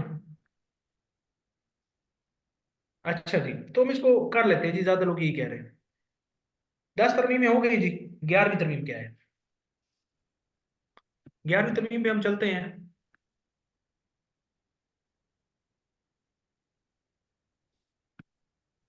अच्छा, तो 11वीं जो तरमीम है ये 1989 में पास हुई। इसके अंदर जो ये भी वो इसी तरह आयन थी, यानी इसके अंदर भी क्या हुआ, इसका एक थोड़ा सा ना डिफरेंट हुआ। इसमें ये हुआ कि ये आयन तो पेश असेंबली में लाई गई, लेकिन फिर क्या हुआ कि एक हाउस ने इसको पास किया जो 11वीं तरमीम थी। जब दूसरे हाउस में गई ना तो उन्होंने उसको विदड्रॉ कर दी, आयन को विदड्रॉ कर लिया, यानी कि उन्होंने कहा कि ये हम इसको पास नहीं करते। तो आप कह सकते हैं कि इसको नंबर असाइन हो गया लेकिन पास नहीं हुई। ये क्या थी, इसके अंदर जो विमेन कोटा की सीट्स है ना, विमेन कोटा की जो सीट्स हैं कौमी असेंबली और सेनेट के अंदर, जो वो कोटा होता है, इसकी कुछ रिवीजन की बात की, इनको कम किया गया या ज्यादा किया गया। ठीक है, इसको रिवीजन की बात की गई, लेकिन बाद में क्या हुआ वो खुद ही जो है ना उसको बाद में रोल बैक कर लिया गया या विदड्रॉ कर लिया। तो ये 11वीं तरमीम है जो कि 1989 के अंदर इसको लाया गया। लाजमी से बात है, जब पास नहीं हुई तो इम्प्लीमेंट तो हो नहीं सकती थी। 12वीं तरमीम पे आ चलते हैं। 12वीं तरमीम क्या है? जो 12वीं तरमीम है ये 1991 के अंदर जनाब आती है। और इसके अंदर क्या होता है कि जो स्पीडी ट्रायल्स कोर्ट्स हैं ये 3 साल के लिए बनाई गई। स्पीडी ट्रायल कोर्ट्स का मतलब ये है कि कुछ ऐसे केसेस होते हैं भाई, केस लटकता ना रहे, इस तरह के कोई हीनियस क्राइम्स के केसेस हैं, इस तरह के केसेस हैं, तो उनको जल्दी जल्दी वाइंड अप करने के लिए सेपरेट कोर्ट्स बनाई गई जिनको कहा गया ये स्पीडी ट्रायल कोर्ट्स हैं। ठीक है, तो ये बनाई गई जनाब 1991 के अंदर। ठीक हो गया। इसके बाद ये 12वीं, इसके बाद 13वीं तरमीम, ये बड़ी इंपॉर्टेंट तरमीम है। अब ये इसका ताल्लुक, अब 13वीं तरमीम का ताल्लुक किसके साथ है? 8वीं तरमीम के साथ। जो 13वीं तरमीम है ये आती है 1997 में। अब ये होता ये है कि 1997 में जो नवाज शरीफ साहब हैं, इलेक्शंस होते हैं और उसमें वो काफी ज्यादा, कहा जाता है कि 2/3 मेजोरिटी से वो आए थे। आप 2/3 को छोड़ें, आप ये समझ में रखें कि वो बड़ी भारी अक्सरियत जीत कर आए थे, काफी सीट्स लेकर आए थे। अब जब वो इक़्तिदार में आए ना, तो उन्होंने लाजमी सी बात, उन्होंने कहा कि यार वो क्योंकि पार्लियामेंट्री फॉर्म ऑफ गवर्नमेंट को सपोर्ट करने वाले थे, उन्होंने कहा कि जो इस आयन के साथ गांदमंद हुआ है ना, इसको जरा सेट करते हैं। तो 1997 के अंदर उन्होंने क्या तरमीम की? उन्होंने सबसे पहले जो 1985 के अंदर जो तरमीम हुई थी, जो जिया ने कराई थी, और क्या कहा था कि जो 58 टू बी ऐड करवाया था, बी ऐड करवाया था, जिसके जरिए कि जो सदर है वो वज़ीर आज़म की मर्जी के खिलाफ, उसको चाहते हुए या ना चाहते हुए असेंबली तहलील कर सकता है। तो सबसे पहले उसने क्या किया कि ये 58(2)B को खत्म करवाया। अब जैसे ही ये खत्म हुई ना, तो इसका मतलब ये था कि जो मुल्क में पहले पार्लियामेंट्री फॉर्म ऑफ गवर्नमेंट था, वो 8वीं तरमीम के बाद सेमी प्रेसिडेंशियल बना था, तो वो दोबारा सेमी प्रेसिडेंशियल से पार्लियामेंट्री फॉर्म ऑफ गवर्नमेंट बन गया। तो ये 13वीं तरमीम है। तो ये बड़ी एक जबरदस्त किस्म की तरमीम है। और इसने 8वीं जो तरमीम थी, एक तरीके से उसको नल एंड वाइड थी 1997 के अंदर। उसके बाद क्योंकि ये पावर में था और बड़ी सीट थी इसके पास, नवाज शरीफ, तो उसने कहा कि इसका मौका का फायदा उठाएं, और उसने ज्यादा से ज्यादा अमेंडमेंट देखिए पास किए। उसके बाद 14वीं अमेंडमेंट भी इसने 1990 उसमें पास की 7 के अंदर। अब इसको क्योंकि इसकी मेजोरिटी थी, तो कहता था कि यार ऐसा ना हो कि मेरी पार्टी के लोग दूसरी पार्टी को वोट ना दें, ऐसा ना हो। तो उसने फिर क्या किया, एक जो है ना एंटी फ्लोर क्रॉसिंग अमेंडमेंट जो है ना लाया। एंटी फ्लोर क्रॉसिंग का मतलब ये है कि अगर कोई भी कैंडिडेट एक पोलिटिकल पार्टी का है, फॉर एग्जाम्पल एक पीटीआई का कैंडिडेट है, वो किसी दूसरी पार्टी को वोट नहीं दे सकता, उसके हक में वोट नहीं दे सकता। अगर उसका यानी अपने अपने हेड जो उसका चेयरमैन है उस पार्टी का, उसकी विल के अगेंस्ट वो वोट नहीं दे सकता। तो ये एंटी फ्लोर कास्टिंग, जिसको हार्स ट्रेडिंग भी कहते हैं, हार्स ट्रेडिंग को खत्म करने के लिए तो ये अमेंडमेंट 1997 में पेश की गई और पास की गई। ठीक हो गया। तो ये क्योंकि इसको डर था कि ऐसा ना हो कि जो मैं मेजोरिटी लेकर आया हूं तो उसको उसका मेजोरिटी लेकर आया हूं तो मेरी मेजोरिटी लॉस लूज ना हो जाए, और कोई मेरी अपनी पार्टी के जो लोग हैं वो मुझे ऐसा ना हो कि वही वोट ना दे। तो ये 14 अमेंडमेंट हो गई। तो 15वीं अमेंडमेंट जो है वो उसी तरह है जिस तरह वो पहले एक अमेंडमेंट आ चुकी है।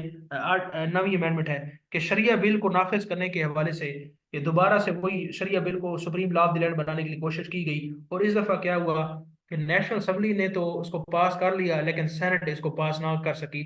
तो नतीजतन इसको नंबर तो मिल गया, लेकिन वो बिल क्योंकि अमेंडमेंट पास नहीं हुई, इन्फोर्स भी नहीं हो सकी। तो ये 15वीं अमेंडमेंट थी जो कि 1998 में, ये भी नवाज शरीफ दौर में हुई। उसके बाद जो है 16वीं अमेंडमेंट हुई। इसके अंदर क्या किया था, जो कि 1999 में हुई, और ये उसकी आखिरी अमेंडमेंट साबित हुई नवाज शरीफ साहब की। इसके अंदर जो कोटा सिस्टम है उसका टाइम जो है ना बढ़ाया गया। अब ये कोटा सिस्टम क्या था? ये था कि जब जुल्फ़िकार अली भुट्टो साहब आए थे, तो जुल्फ़िकार अली भुट्टो साहब का ये था कि चूंकि जो सिंध है वो बैकवर्ड है, बलूचिस्तान बैकवर्ड है, तो इनको जॉब्स के हवाले से कोटे की जरूरत है, इनका एक मुख्तस कोटा होना चाहिए। तो उस कोटा कुछ अरसे के लिए, 10 साल के लिए या 15 साल के लिए इन्होंने रखा था, फिर उसको बाद में एक्सटेंड किया गया। और इसके अंदर क्या किया गया, इसके अंदर मजीद उस कोटा को एक्सटेंड किया गया कि ये कोटा अभी मजीद जो है ना आगे चलता रहे, ताकि जब तक तमाम सूबे की रिप्रेजेंटेशन बराबर नहीं आ जाती है, तो जो छोटे सूबे हैं वो बड़े सूबों के बराबर नहीं आ जाते, तो हम इसको क्या करेंगे, उसको चलाते रहे। तो ये कोटा सिस्टम के हवाले से थोड़े है ना। उन्हें बैक रेस है, मेरे को मैं डेस हूँ बस मैं नंबर सेव की तो है। बे छोड़े। ये बंद करें ना इसको। ये कौन बातें कर रहा है? अच्छा, तो 16 में जी, उसके बाद ये आखिरी अमेंडमेंट साबित हुई उसकी। जी, किसको रिपीट करेंगे? अमेंडमेंट का नंबर बताएं ना। 14 अमेंडमेंट रिपीट कर दें, 16 कर दें? अच्छा, चले जी, 14 जो है बता देता हूँ आपको। 14 और 16 का बताएं। तो 14 और 16 क्या है जी? जो अल्लाह 14th अमेंडमेंट है। दी कसम क्लास में तो बाद इस बंदे दी अच्छा नहीं ये लगेगा कौन यार। बातें कर रहे थे क्लास में बैठ के? 15,000 रुपये फीस है। अल्लाह के बंदो, क्लास में बैठ के ही बातें कर रहे हैं। माइक मैं तो बंद करता हूँ, दोबारा ऑन कर लेते हैं। बस कोई करते हैं कोई। चेपी जो है ना, मैं सारों को भिजवाता हूँ आप सबको। क्लास से पहले वो फिर आपने लगा लेनी है सबने। और फिर जब मैं आपको कहूंगा तो फिर आपने उतार लेनी है। अच्छा जी, तो 14 और 16 जो है ना अमेंडमेंट की बात की गई है, जरा उसको देखते हैं।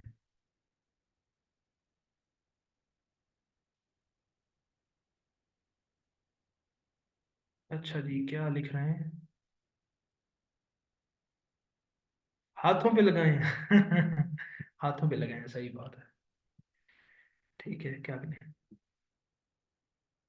अच्छा, 13 भी, इसका मतलब ये कि वो लस्सी की तरह जो है ना बढ़ते जा रहे हैं मामला, 13 पे भी चले गए हैं। मैं एक दफा मुकम्मल कर लूँ ना, उसके बाद फिर ये आपके जो जिसके कोई नहीं होगा ना वो हम कर लेंगे। पहले एक दफा मुझे मुकम्मल करने दें। ठीक है। अच्छा जी, तो जिसका जो रह गया वो अपने पास कापी पे लिख ले, फिर वो मुझे बताएगा एंड पे, मैं वो दोबारा एक्सप्लेन कर दूंगा। नेटवर्क का इशू दबे जो है ना आते रहते हैं। अच्छा जी, तो हो गई हमारे पास 16वीं अमेंडमेंट, हो गई 17वीं अमेंडमेंट। ठीक है। 17वीं अमेंडमेंट जो है ना ये अब 1999 में क्या होता है कि 12 अक्टूबर को पॉलिटिकल लैंडस्केप चेंज होता है। और 12 अक्टूबर 1999 को जनाब मुशर्रफ साहब क्या करते हैं, मार्शल लॉ लगा देते हैं। और जो क्या नाम है, हमारे नवाज शरीफ साहब, प्यारे नवाज शरीफ साहब हैं, ठीक है, जिनको अभी वज़ीर आज़म बनाने की तैयारी भी हो रही है, तो उनको क्या किया जाता है, उनको साइड पे करके और ये मार्शल लॉ लगा लेते हैं। ठीक है। इसको चौथा मार्शल लॉ भी कहते हैं, तीसरा भी कहते हैं। कुछ लोग कहते हैं कि जो जाहिया खान का मार्शल लॉ था वो मार्शल लॉ नहीं था, कुछ कहते हैं था। तो उसको आम तो कुछ लोग, ज्यादा लोग, वैसे चौथा मार्शल लॉ कहते हैं। तो चौथा मार्शल लॉ लगा लिया। अब वो चले गए।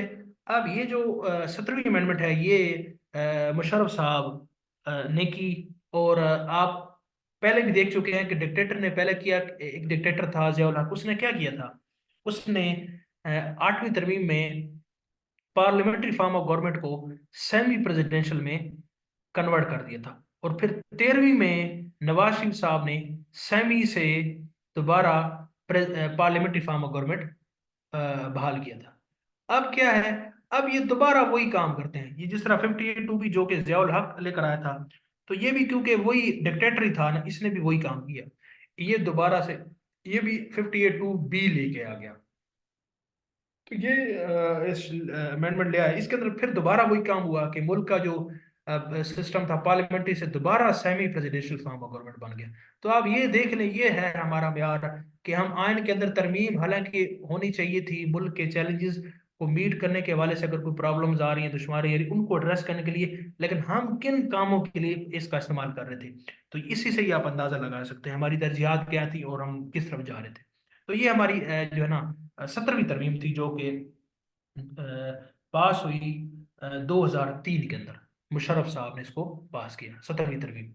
उसके बाद हमारे मुल्क आयन की सबसे जो बड़ी तरमीम है, ठीक है, सबसे आयन तरमीम जिसका लाजमी आपने नाम तो जरूर ही सुन रखा होगा, ठीक है, वो पास होती है।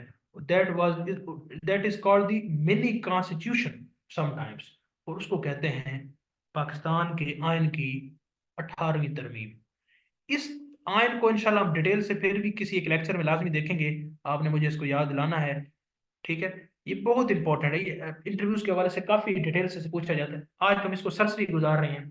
तो ये बड़ी एक लैंडमार्क अमेंडमेंट थी, जो कि 2010 में पास की गई। और इस एक तरमीम ने आयन के 102 आर्टिकल्स तब्दील किए। यही से आप अंदाजा लगाएं, इसी वजह से इसको मिनी कॉन्स्टिट्यूशन भी कहते हैं। और ये हजरत आसिफ अली जरदारी साहब जो है ना, उनके जमाने में हुई। और ये आसिफ अली जरदारी साहब, ये पीपल्स पार्टी की बहुत बड़ी, अगर कोई अचीवमेंट मुझसे पूछे जरदारी दौर की, तो वो ये है।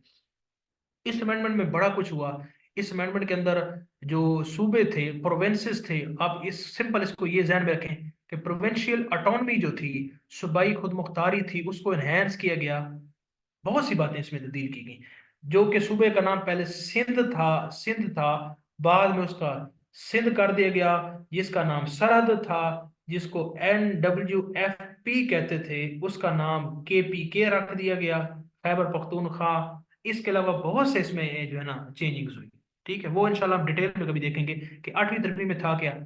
आप अभी इतना याद रखें, 2010 में जरदारी साहब के दौर में अमेंडमेंट जो पास हुई, और ये प्रोविंशियल अटानमी इसके अंदर बढ़ी, यानी सूबों को इख्तियारात बहुत ज़्यादा मिल गए। और इसके अंदर जनाब 102 आर्टिकल तब्दील हुए, चेंज हुए, और इसको मिनी कॉन्स्टिट्यूशन भी कहा जाता है।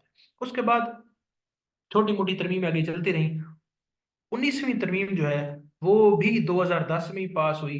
ठीक है, इसके अंदर ये था कि एक जुडिशियल कमीशन था, यानी कि जो इनकी जो होते हैं हाई कोर्ट के जजेस, सुप्रीम कोर्ट के जजेस होते हैं, उसको अपॉइंटमेंट के हवाले से, तो उसके अंदर प्राइम मिनिस्टर कहीं पे भी इंक्लूडेड नहीं था। तो उस PM को, ये हम इंशाल्लाह पढ़ेंगे किसी क्लास में भी, ये भी कि कैसे वो ये जो सुप्रीम जुडिशियल काउंसिल है, और ये जो कैसे इनकी अपॉइंटमेंट कैसे थी, जुडिशियल कमीशन जो है जिसके जरिए हाई कोर्ट और सुप्रीम कोर्ट के जजेस कैसे अपॉइंट होते हैं, इनकी इसकी अपॉइंटमेंट का मैकेनिज्म इंशाल्लाह हम किसी लेक्चर में देखेंगे। आप सिंपल ये याद रखें कि प्राइम मिनिस्टर जो है ना, उसको इस काउंसिल के अंदर शामिल किया गया।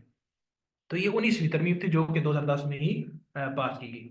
उसके बाद 20वीं तरमीम है, जो कि 2012 में पास की गई, जिसके अंदर केयर टेकर सेटअप के हवाले से जो है ना वाजे की गई कुछ बातें। केयर टेकर सेटअप का मतलब क्या होता है, जिसको उर्दू में कहते हैं निगरान हुकूमत। निगरान हुकूमत का मतलब ये होता है कि एक पॉलिटिकल पार्टी जब इक़्तिदार में होती है, फिर जब इलेक्शन होने का टाइम आता है, तो उस पॉलिटिकल पार्टी की टर्म टाइम पूरा हो जाता है, और एक आरजी हुकूमत आती है, जो कि अपोजिशन और हुकूमत, गवर्नमेंट पार्टीज मिलकर बनाते हैं, उसको कहते हैं निगरान हुकूमत। उसका काम ये होता है कि स्मूथली इलेक्शन करवाए जाएं, जिस तरह भी हमारे पास अभी मौजूदा तौर पे पंजाब में भी और सेंट्रल में भी जो काकड़ साहब हैं, वो निगरान हुकूमत ही है। तो इनका काम ये होता है कि आप जो है के हुकूमत, ये जो है इलेक्शन करवाए जाएं। और वो होता है कि 90 दिन के अंदर आमतौर पर इन्होंने इलेक्शन करवाने होते हैं। तो इस केयर टेकर सेटअप के हवाले से ना, अब इसको कैसे अपॉइंट करना है, अपोजिशन बिल लेके, मतलब कितने लोग इसमें बिल लेकर जाएंगे, और कैसे ये पास होगा, और किसको कौन नॉमिनेट करेगा, इसका पूरा प्रोसीजर केयर टेकर सेटअप के हवाले से ये 2012 में 20वीं तरमीम के अंदर इसका तय किया। इतनी इंपॉर्टेंट नहीं है, बस आप इसको गुजार लें, कोई मसला। अब उसके बाद 21वीं तरमीम होती है, उस पर हम जरा चलते हैं। और 21वीं तरमीम है, ये होती है 2015 में जनवरी में। अब इससे ये एक रिएक्शनरी थी। इससे पहले आप ये देखें कि ये तरमीम, उस वक्त के हालात क्या थे। अभी इसको खत्म कर लें, थोड़ी सी रह गई, अब इसको खत्म कर लें, फिर आते हैं कल इसको दोबारा से भी देख लेंगे, लेकिन अभी इसको खत्म करने दें। अच्छा जी, अब ये होता ये है कि जो है हमारे पास, कि आप जानते हैं कि 16 दिसंबर 19 कहाँ से आ गया, 2014 को एक होलनाक इंसिडेंट होता है, जिसको हम APS अटैक के नाम से याद करते हैं। आप सब इसको जानते होंगे, अब हम सब के जहन अच्छी तरह इसको याद है। APS अटैक होता है, ठीक है, पेशावर के अंदर एक बच्चों के आर्मी पब्लिक स्कूल पे हमला होता है, और काफी बच्चे शहीद हो जाते हैं। तो ये बड़ा एक बहुत बड़ा जो ना वाकया था, होलनाक वाकया था। अब इसको डील करने के लिए, क्योंकि ये दहशतगर्दों ने किया था, और इसके उस वक्त आर्मी चीफ थे राहील शरीफ साहब, और उस वक्त की जो गवर्नमेंट थी नवाज शरीफ साहब की थी, उन्होंने फिर एक कलेक्टिव तरीके से एक नेशनल एक्शन प्लान जो है ना वो साइन किया। अ, हमारी मिलिट्री जो लीड थी, यानी कि राहील शरीफ साहब थे, साथ में नवाज शरीफ साहब थे, उन्होंने मिलकर कलेक्टिवली नेशनल एक्शन प्लान एक वजह किया, जिसके 20 पॉइंट थे। बड़ा डिटेल था कि कैसे हमने इन दहशतगर्दों के साथ निपटना है। उसी का एक शाखसाना क्या था, वो 21वीं तरमीम भी थी। उसके अंदर ये था कि मिलिट्री कोर्ट्स जो है ना, मिलिट्री कोर्ट्स वो एस्टेब्लिश की गई, मिलिट्री कोर्ट्स। मिलिट्री कोर्ट्स का मतलब ये था कि ये जो जितने भी दहशतगर्द पकड़े जाएंगे या जो होंगे, इन पे स्पीडी ट्रायल होगा, जल्दी जल्दी ट्रायल होगा और मिलिट्री कोर्ट्स में होगा, और इनको जैसे सजा जजा दे के इनको लटकाया जाएगा ताकि जल्दी हो। क्योंकि हमारी जो ऑर्डिनरी कोर्ट्स हैं, आपको तो पता है, उनके हमारे जो केसेस हैं वो तो लटकते रहते हैं, और हमारे पोते और दड़ पोते जो है ना वो उसको संभालते हैं बाद में जाके केसेस को। तो उस चीज को खत्म करने के लिए जनाब ये मिलिट्री कोर्ट्स आई, और इसका इसके अंदर क्लॉज थी जिसको कहते हैं सनसेट क्लॉज। सनसेट क्लॉज का मतलब है कि ये 2 साल के बाद खुद ही मिलिट्री कोर्ट्स खत्म हो जाएंगी। तो ये 21वीं तरमीम के अंदर ये रखा गया। इसके बाद जो 22वीं तरमीम है, ठीक है, ये 2015 में हुई है। जो 22वीं तरमीम है ये 2016 में हुई है। इसके अंदर ये होता है कि जो चीफ इलेक्शन कमिश्नर है, इलेक्शन कमीशन का जो चेयरमैन होता है उसको चीफ इलेक्शन कमिश्नर होते हैं। तो पहले ये होता था कि ये सारे जजेस होंगे सुप्रीम कोर्ट के या हाई कोर्ट के। इस अमेंडमेंट के तहत क्या किया गया कि इसका जो वो है चीफ है वो एक ब्यूरोक्रेट रिटायर्ड भी ब्यूरोक्रेट भी उसमें हो सकता है। ठीक हो गया। तो ये ब्यूरोक्रेट भी हो सकता है। तो ये 2016 में ये पास हुई, और ये 22वीं तरमीम है। ठीक हो गया, ब्यूरोक्रेट भी हो सकता है, इससे पहले ब्यूरोक्रेट नहीं हो सकता। अब उसके बाद जो 23वीं तरमीम है, 23वीं तरमीम ये इसी 21 की एक्सटेंशन ही एक तरह की थी।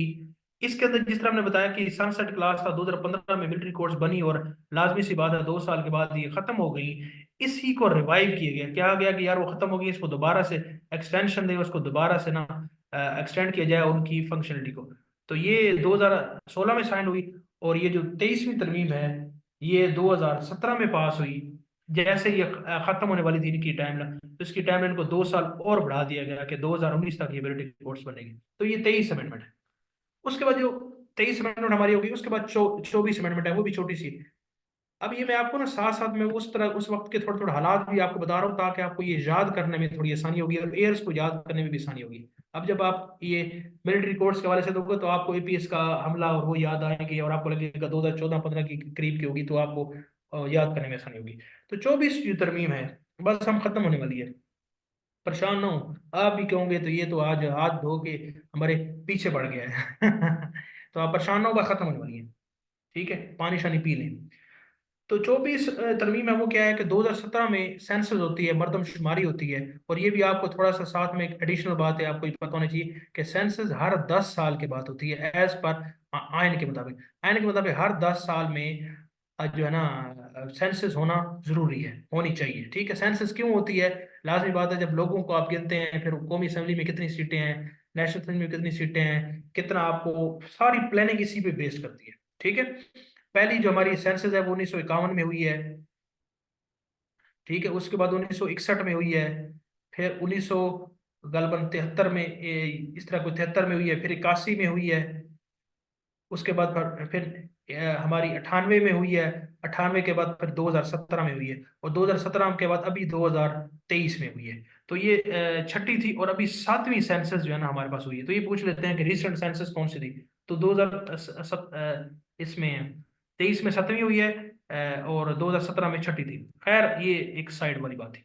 2017 में सेंसस होती है, उसके रिजल्ट्स के हिसाब से कुछ सीट्स को डिस्ट्रीब्यूशन थी, और इसमें को सीट्स को डिस्ट्रीब्यूट किया गया। और नेशनल असम्बली की जो सीट्स थी, उसकी सीट्स जो पंजाब की थी ये कुछ कम हुई।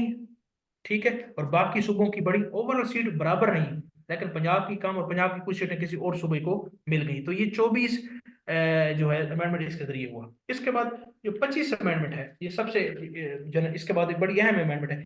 इसके अंदर ये होता है कि पहले आपको पता है कि जो केपी के था हमारा केपी, तो केपी के साथ एक पार्ट था फाटा, जिसको कहते थे फेडरली एडमिनिस्ट्रेटिव ट्राइबल एरियाज, यानी कि ये सारा इलाका फेडरल यानी इस्लामाबाद इसको डायरेक्टली इसको डील करता था। तो इसके अंदर कितने थे?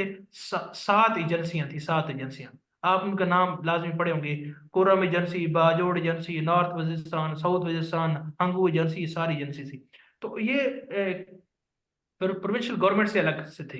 अब इन जो फाटा का इलाका था इसको बाजाब्ता तौर पर केपी में जो है वो 31 मई 19 कह रहा हूँ 2018, इसमें क्या किया गया, इसके अंदर कि फाटा को केपी में मर्ज किया गया। तो इसको कहते हैं केपी फाटा मर्जर। ठीक है, तो ये हमारी 25वीं जो है ना अमेंडमेंट है। इसके बाद क्या होता है, एक आखिरी जो अमेंडमेंट जो अभी तक हुई है वो 26 अमेंडमेंट है, जिसके अंदर क्या हुआ कि फाटा की जो सीट्स थी उसको, उसकी कोई रीडिस्ट्रीब्यूशन हुई है। फाटा की सीट्स थी, और केपीके की जो सीट्स है प्रोविंशियल असेंबली की वो भी कुछ बढ़ी हैं। तो ये आप कह सकते हैं कि इसकी बेस पे जो सीट्स की डिस्ट्रीब्यूशन है वो 26वीं अमेंडमेंट में सामने आई है। तो ये थी टोटल 26 अमेंडमेंट जो कि टिल टुडे 1973 का जो आइन है उसके अंदर हो चुकी हैं। अब जरा मुझे आप बताइएगा वन बाय वन के जो है ना कौन सी अमेंडमेंट जो है ना मुझे रिपीट करनी चाहिए और किस अमेंडमेंट की आपको समझ नहीं आई, कोई कंफ्यूजन है तो मुझसे पूछिए। ठीक है, 14 और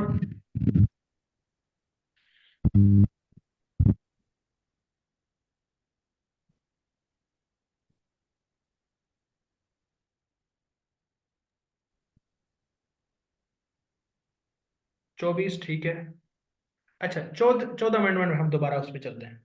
14वीं जो अमेंडमेंट है, 14th अमेंडमेंट है, वो थी 19 जो 1919 1997 में आई थी 14वीं अमेंडमेंट। उसके अंदर ये था कि फ्लोर क्लासिंग को डिसअलाउ किया गया था। फ्लोर क्लासिंग का मतलब ये है कि एक पॉलिटिकल पार्टी है ना, वो दूसरी पॉलिटिकल पार्टी अपनी उसके दूसरी पॉलिटिकल पार्टी को वोट नहीं दे सकती। मिसाल के तौर पे ऐसे है कि फॉर एग्जाम्पल एक बिल है जो कि एक पॉलिटिकल पार्टी पीएमएलएन लेकर आई है, और उसके जो चीफ हैं या उसके जो चेयरमैन है नवाज शरीफ, वो कहते हैं कि इस बिल पर तमाम जो पीएमएलएन के लोग हैं वो साइन करेंगे, इस पे इसको ओके करेंगे, यस करेंगे। अब क्या होता है कि जो पीएमएलएन के लोग हैं कुछ, वो कहते हैं नहीं, वो जो दूसरी पार्टीज है उनके साथ मिल जाते हैं। तो वो वोट पहले दे सकते थे, ऐसे हो सकता था, लेकिन इस अमेंडमेंट ने इंश्योर किया कि वो पार्टी हेड की इंस्ट्रक्शन के अगेंस्ट वोट नहीं कर सकते। तो एंटी फ्लोर क्रॉसिंग या फ्लोर क्रॉसिंग डिसअलाउड के नाम से ये 1957 के अंदर ये बिल पास की गई, और इसका मकसद यही था कि जो नवाज शरीफ साहब की मेजोरिटी है उसको वो लूज ना हो, और वो उसके दूसरे पार्टी फायदा ना उठाए। अच्छा जी, अब इसमें से इंपॉर्टेंट कौन सी हैं? इनमें से सबसे जो इम्पोर्टेंट अमेंडमेंट है, अगर मैं आपको ये बताऊं कि आप अगर वैसे एग्जाम्स के हवाले से, तो सबसे इम्पोर्टेंट तीसरी चौथी नहीं, 8वीं अमेंडमेंट पूछ सकते हैं, 8वीं 13 पूछ सकते हैं। ये ज्यादातर जो पेपरों में आती है 8 13, और उसके अलावा 17, 8 13 17, उसके अलावा 25 और 26, ये आमतौर पे पूछते हैं, ये नोट कर ले बेशक, 8 13 25 26, इनका ज्यादातर सवाल आता है। बाकी भी कोई आ सकता है लेकिन उसके बहुत रेयर चांस है। जीके में, जीके के पेपर में एटलीस्ट नहीं आते, वो लेक्चर के पेपर में आएंगे। ठीक हो गया जी। 22वीं अमेंडमेंट के मैंने आपको बताया कि चीफ इलेक्शन जो कमिश्नर है वो आम तौर पे पहले ये होता था कि वो सिर्फ हाई कोर्ट का या सुप्रीम कोर्ट का रिटायर्ड जज हो सकता है, लेकिन इस अमेंडमेंट ने ये इंश्योर किया कि वो रिटायर्ड ब्यूरोक्रेट भी हो सकता है। तो इसका ये काम था 22वीं अमेंडमेंट का, जो कि 2016 में पास हुई। 25 26 रिपीट कर देता हूँ जी। 25 अमेंडमेंट में क्या था, जो फाटा था, ठीक है, फाटा जो था पहले ये वफाक के अंडर आता था, इसको केपीके के अंदर शामिल कर लिया गया। फाटा के 7 एजेंसीज थी, ठीक है, 7 एजेंसीज थी और कुछ रीजन भी थे। ये जो कुरम एजेंसी, बाजोड़, अंगूर, नॉर्थ वजीरिस्तान, साउथ वजीरिस्तान, ये पहले इस्लामाबाद इनको डायरेक्टली डील करता था, इसका सूबे के साथ कोई ताल्लुक नहीं था। इवन के सूबे की जो पुलिस है वो भी वहां नहीं जा सकती थी उस इलाके में। ठीक है, इसकी पूरी एक तारीख है पीछे, वो हम नहीं अभी डिस्कस करेंगे। तो इसको फिर केपीके के अंदर शामिल कर लिया गया। अब वो फाटा के तमाम इलाके केपीके का हिस्सा है। तो आप इसको सिंपल ये याद रखेंगे, फाटा केपी मर्जर, ये 25वीं अमेंडमेंट है। और 26 अमेंडमेंट में वो जो मर्जर हुआ, तो पहले ये था कि फाटा की अलग से सीटें होती थी, मुख्तस कौमी असम्बली में भी होती थी, और ठीक है, और सेनेट में भी होती थी। तो उस सीटों को उस हिसाब से चेंज किया गया, रीडिस्ट्रीब्यूट हुई, क्योंकि फाटा की सीटें तो फिर केपीके में होगी ना, क्योंकि वो मर्ज हो गया तो वो सारी केपीके में आ गई। तो ये सीट्स की जो डिस्ट्रीब्यूशन है ये 26 में हुई है, 25 अभी हो गई है। और जी 24 अमेंडमेंट जो है ना आपने पूछा है सर, 19, पता नहीं क्या लिखा हुआ है। अच्छा, 24 जो अमेंडमेंट है वो आपको मैंने बताया कि 2017 में सेंसस होती है, उस सेंसस के मुताबिक कौमी असम्बली की जो सीट्स थी उनको चेंज किया गया। तो ये आपकी 24वीं अमेंडमेंट थी। बाकी आप ना, मैंने आपको एक स्ट्रक्चर बता दिया है, आप इसको, मैं आपको डॉक्यूमेंट जब शेयर करूंगा आप उसको पढ़ेंगे तो आपको खुद सारी क्लियर हो जाएगी, बुनियादी स्ट्रक्चर आपको क्लियर हो गया है। For amendment 2/3 majority is required. एक मिनट मैं पढ़ लूंगा। 2/3 मेजोरिटी इज रिक्वायर्ड, क्या लिखा हुआ है?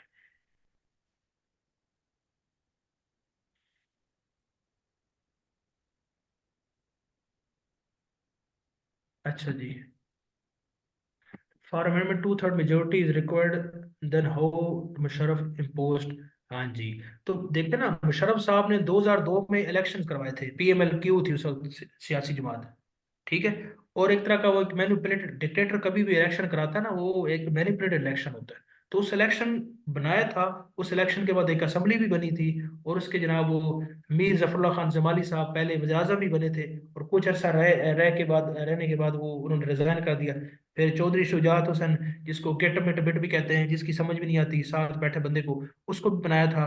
और उसके बाद शाडकट अजीज, सॉरी, शौकत अजीज, वो भी बने थे। तो वो तो बनी थी ना असेंबली, तो उस असेंबली ने ये में पास थी। पता चले आपको जमीर, ये बात मेरी समझ में आई आपको? अच्छा, उस जमीर आप मुझे बताया ना, फिर मैं अगली बात नेक्स्ट क्वेश्चन में चलूँ। ठीक है। अब देखिए ना, मेरी बात सुने, अब इसमें कुछ कन्फ्यूजन होंगी, लाजमी सी बात है, लेकिन जब आपको मैं रेटिंग शेयर करूंगा तो वो कन्फ्यूजन खुद ब खुद क्लियर हो जाएगी। बड़ा ये कम्प्लेक्स सी चीज़ है ना, इसमें अमेंडमेंट्स के ये मामलात। सर, ये 1971 इलेक्शन के बाद दंगा फसाद का आगाज कैसे हुआ, इसका बैकग्राउंड बता दें। ये जब पोलिटिकल हिस्ट्री पढ़ेंगे ना, तो फिर मैं आपको डिटेल से बताऊंगा कि ये दंगा फसाद क्यों शुरू हुए 1970 के। इलेक्शन तो बड़े पीसफुल थे, फिर क्या क्यों हुए ऐसे, ये सारा डिटेल से पढ़ेंगे। मैं आपको बस हल्का सा बता देता हूँ कि जब 1970 के इलेक्शन हुआ ना, 70 का, तो उसका शेख मुजीबुर रहमान को इक़्तिदार मिलना चाहिए था, जो कि नहीं मिला। जब नहीं मिलेगा, फॉर एग्जाम्पल, एक सूबे के अंदर एक एक पर्सन ने मोर देन 95% वोट लिए हों, और आप उसको, और उसके ओवरऑल मुल्क में भी उसका प्राइम मिनिस्टरशिप बनती हो, उसको नहीं मिलेगा, तो वो क्या कहेगा? वो ये नहीं कहेगा कि मैं जनाब हमारा प्राइम मिनिस्टर बनाओ, नहीं तो हम अलग होते हैं। तो ऐसे ही हुआ। इसको हम पोलिटिकल हिस्ट्री में कवर करेंगे। जी, बाकी बताएं जी। सर कोई ये ये भी कह दे कि उन्नीस सर आप, हाँ। हाँ सर जी, ये हाँ जी। 19वीं तरमीम के बारे में यही सुना था कि इमरान खान भी सारी से खत्म करना चाहते थे, क्योंकि सर इसमें बहुत ज्यादा करप्शन है सूबों को जब से खुद मुख्तार बनाया गया है। तो सर 18th अमेंडमेंट पे। सर जो तरमीम बनाई गई थी 18वीं थी, 19वीं थी, जिसमें सूबों को सर खुद मुख्तार बनाया गया कि सूबे सारे फैसले खुद कर सकते हैं और उनको अलहदा फंड मिल देखे ना, सकते हैं। इंशाल्लाह हम इस पे लेक्चर करेंगे। वैसे ये दोनों तरफ है, 18th अमेंडमेंट को अपोज करने के आर्गुमेंट्स भी मौजूद हैं, और इसको जो सपोर्ट करने के आर्गुमेंट्स हैं वो भी मौजूद हैं, दोनों। ठीक है, बाकी फिर मैं आपको जब एक्सप्लेन करूंगा फिर बताऊंगा कि आपने कौन सी पोजीशन लेनी है, क्योंकि हमने तो इंटरव्यू के हवाले से जब इस तरह की डिस्प्यूटेड चीज़ों, फिर एक वो सेफ एंड वाली लेनी होती है। इसको हम डिटेल से पढ़ेंगे, फिर आपको बताऊंगा, फिर आप मुझे बताइएगा कि ये ब्लेसिंग है या ब्लिस, ये क्या है, बेन है, ये आप बताइएगा बाद में। और जी किसी का कोई सवाल? डिबेट में ना पढ़े, जस्ट आप फैक्चुअली रहें बस। हाँ जी, कोई अल्लाह का बंदा ये भी कह दे कि सर आप सांस ले रहे हैं।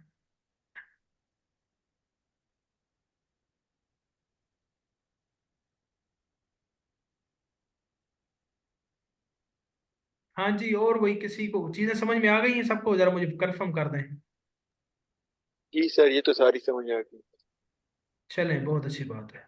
आप रेस्ट करें। हाँ जी, काफी थके हैं। आज काफी ज्यादा चीज हमने पढ़ी हैं। और अच्छा सर, एक लास्ट पे क्वेश्चन है सर। सर जो जी शेख जी मुजीबुर रहमान थे सर, ये कहते थे बहुत ज्यादा मोहब्बे वतन थे सर, इनका मैंने एक इंटरव्यू देखा था जी सर, इसमें ये कह रहे थे कि मैं पहले दिन से ही इसके खिलाफ था, पाकिस्तान बनने के भी, बांग्लादेश के अलहदा मुल्क के हक में था, भाई हमारा एक अलहदा मुल्क होना चाहिए। तो सर अगर कभी भी। इससे अगर जी प्राइम जी। मिनिस्टर बना देते उस टाइम पाकिस्तान का, तो सर शायद ये पाकिस्तान को दो टुकड़े ना कर सकता, क्योंकि सर फिर उस टाइम तो सर आजम बन के मुल्क का सोचना था सर, अगर ये करता तो फिर बंगाली इसके अगेंस्ट हो जाता। नहीं नहीं, देखिए मेरी बात सुनिए, ये जो बातें है ना कि मुल्क, वो कहता था कि मैंने मुल्क तो तोड़ना है, ये सारी बातें हमने जिन सोर्सेस से सुनी है ना, तो वो हम तक वही पहुंचे हैं। हम तक वो ये आवाज नहीं पहुंची कि 1965 के इंतखाबात में मोहतरमा फातिमा जना के साथ कौन खड़ा था, ये मुझे और आपको नहीं बताया गया। ठीक है ना। तो अ, ये फिर अब मैं यहाँ पे ये बात नहीं कर सकता, आप कभी मुझे ऐसे फेस टू फेस मिलेंगे फिर मैं आपको बताऊंगा कि कैसे चीज़ों को मैनिपुलेट किया जाता है, और अभी भी राइट नाउ भी किया जा रहा है। सर मैंने इसका एक इंटरव्यू देखा था, बीबीसी को ये दे रहा था, उसमें ये बता रहा था शेख मुजीबुर रहमान की, मुझे बड़ी खुशी हुई जब मैंने पाकिस्तान के नहीं, बारे वो कॉन्टेक्स्ट है ना। एक बात या दो बातों को आप उसमें नहीं देखते, तो पूरा कॉन्टेक्स्ट देखते हैं कि उसका ओवरऑल कंडक्ट क्या था, उस वो क्या कहता था, उसका विजन क्या था, वो सारी पूरी टाइम लाइन होती है ना। या वो अगर ये बात कर रहा था कि हम मुल्क अलहदा चाहते हैं, तो उसके पीछे महरक़ात कौन से थे, पूरी एक हिस्ट्री है ना।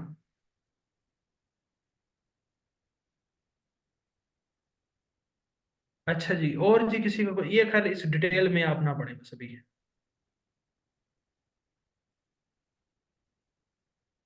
ठीक है जी, जो चीज़ें आज कवर की हैं इनको मैं रीडिंग्स आपको शेयर कर दूंगा, ये आप रीडिंग्स पढ़ लेनी है और चीज़ें आपको मोस्टली क्लियर हो जाएगी।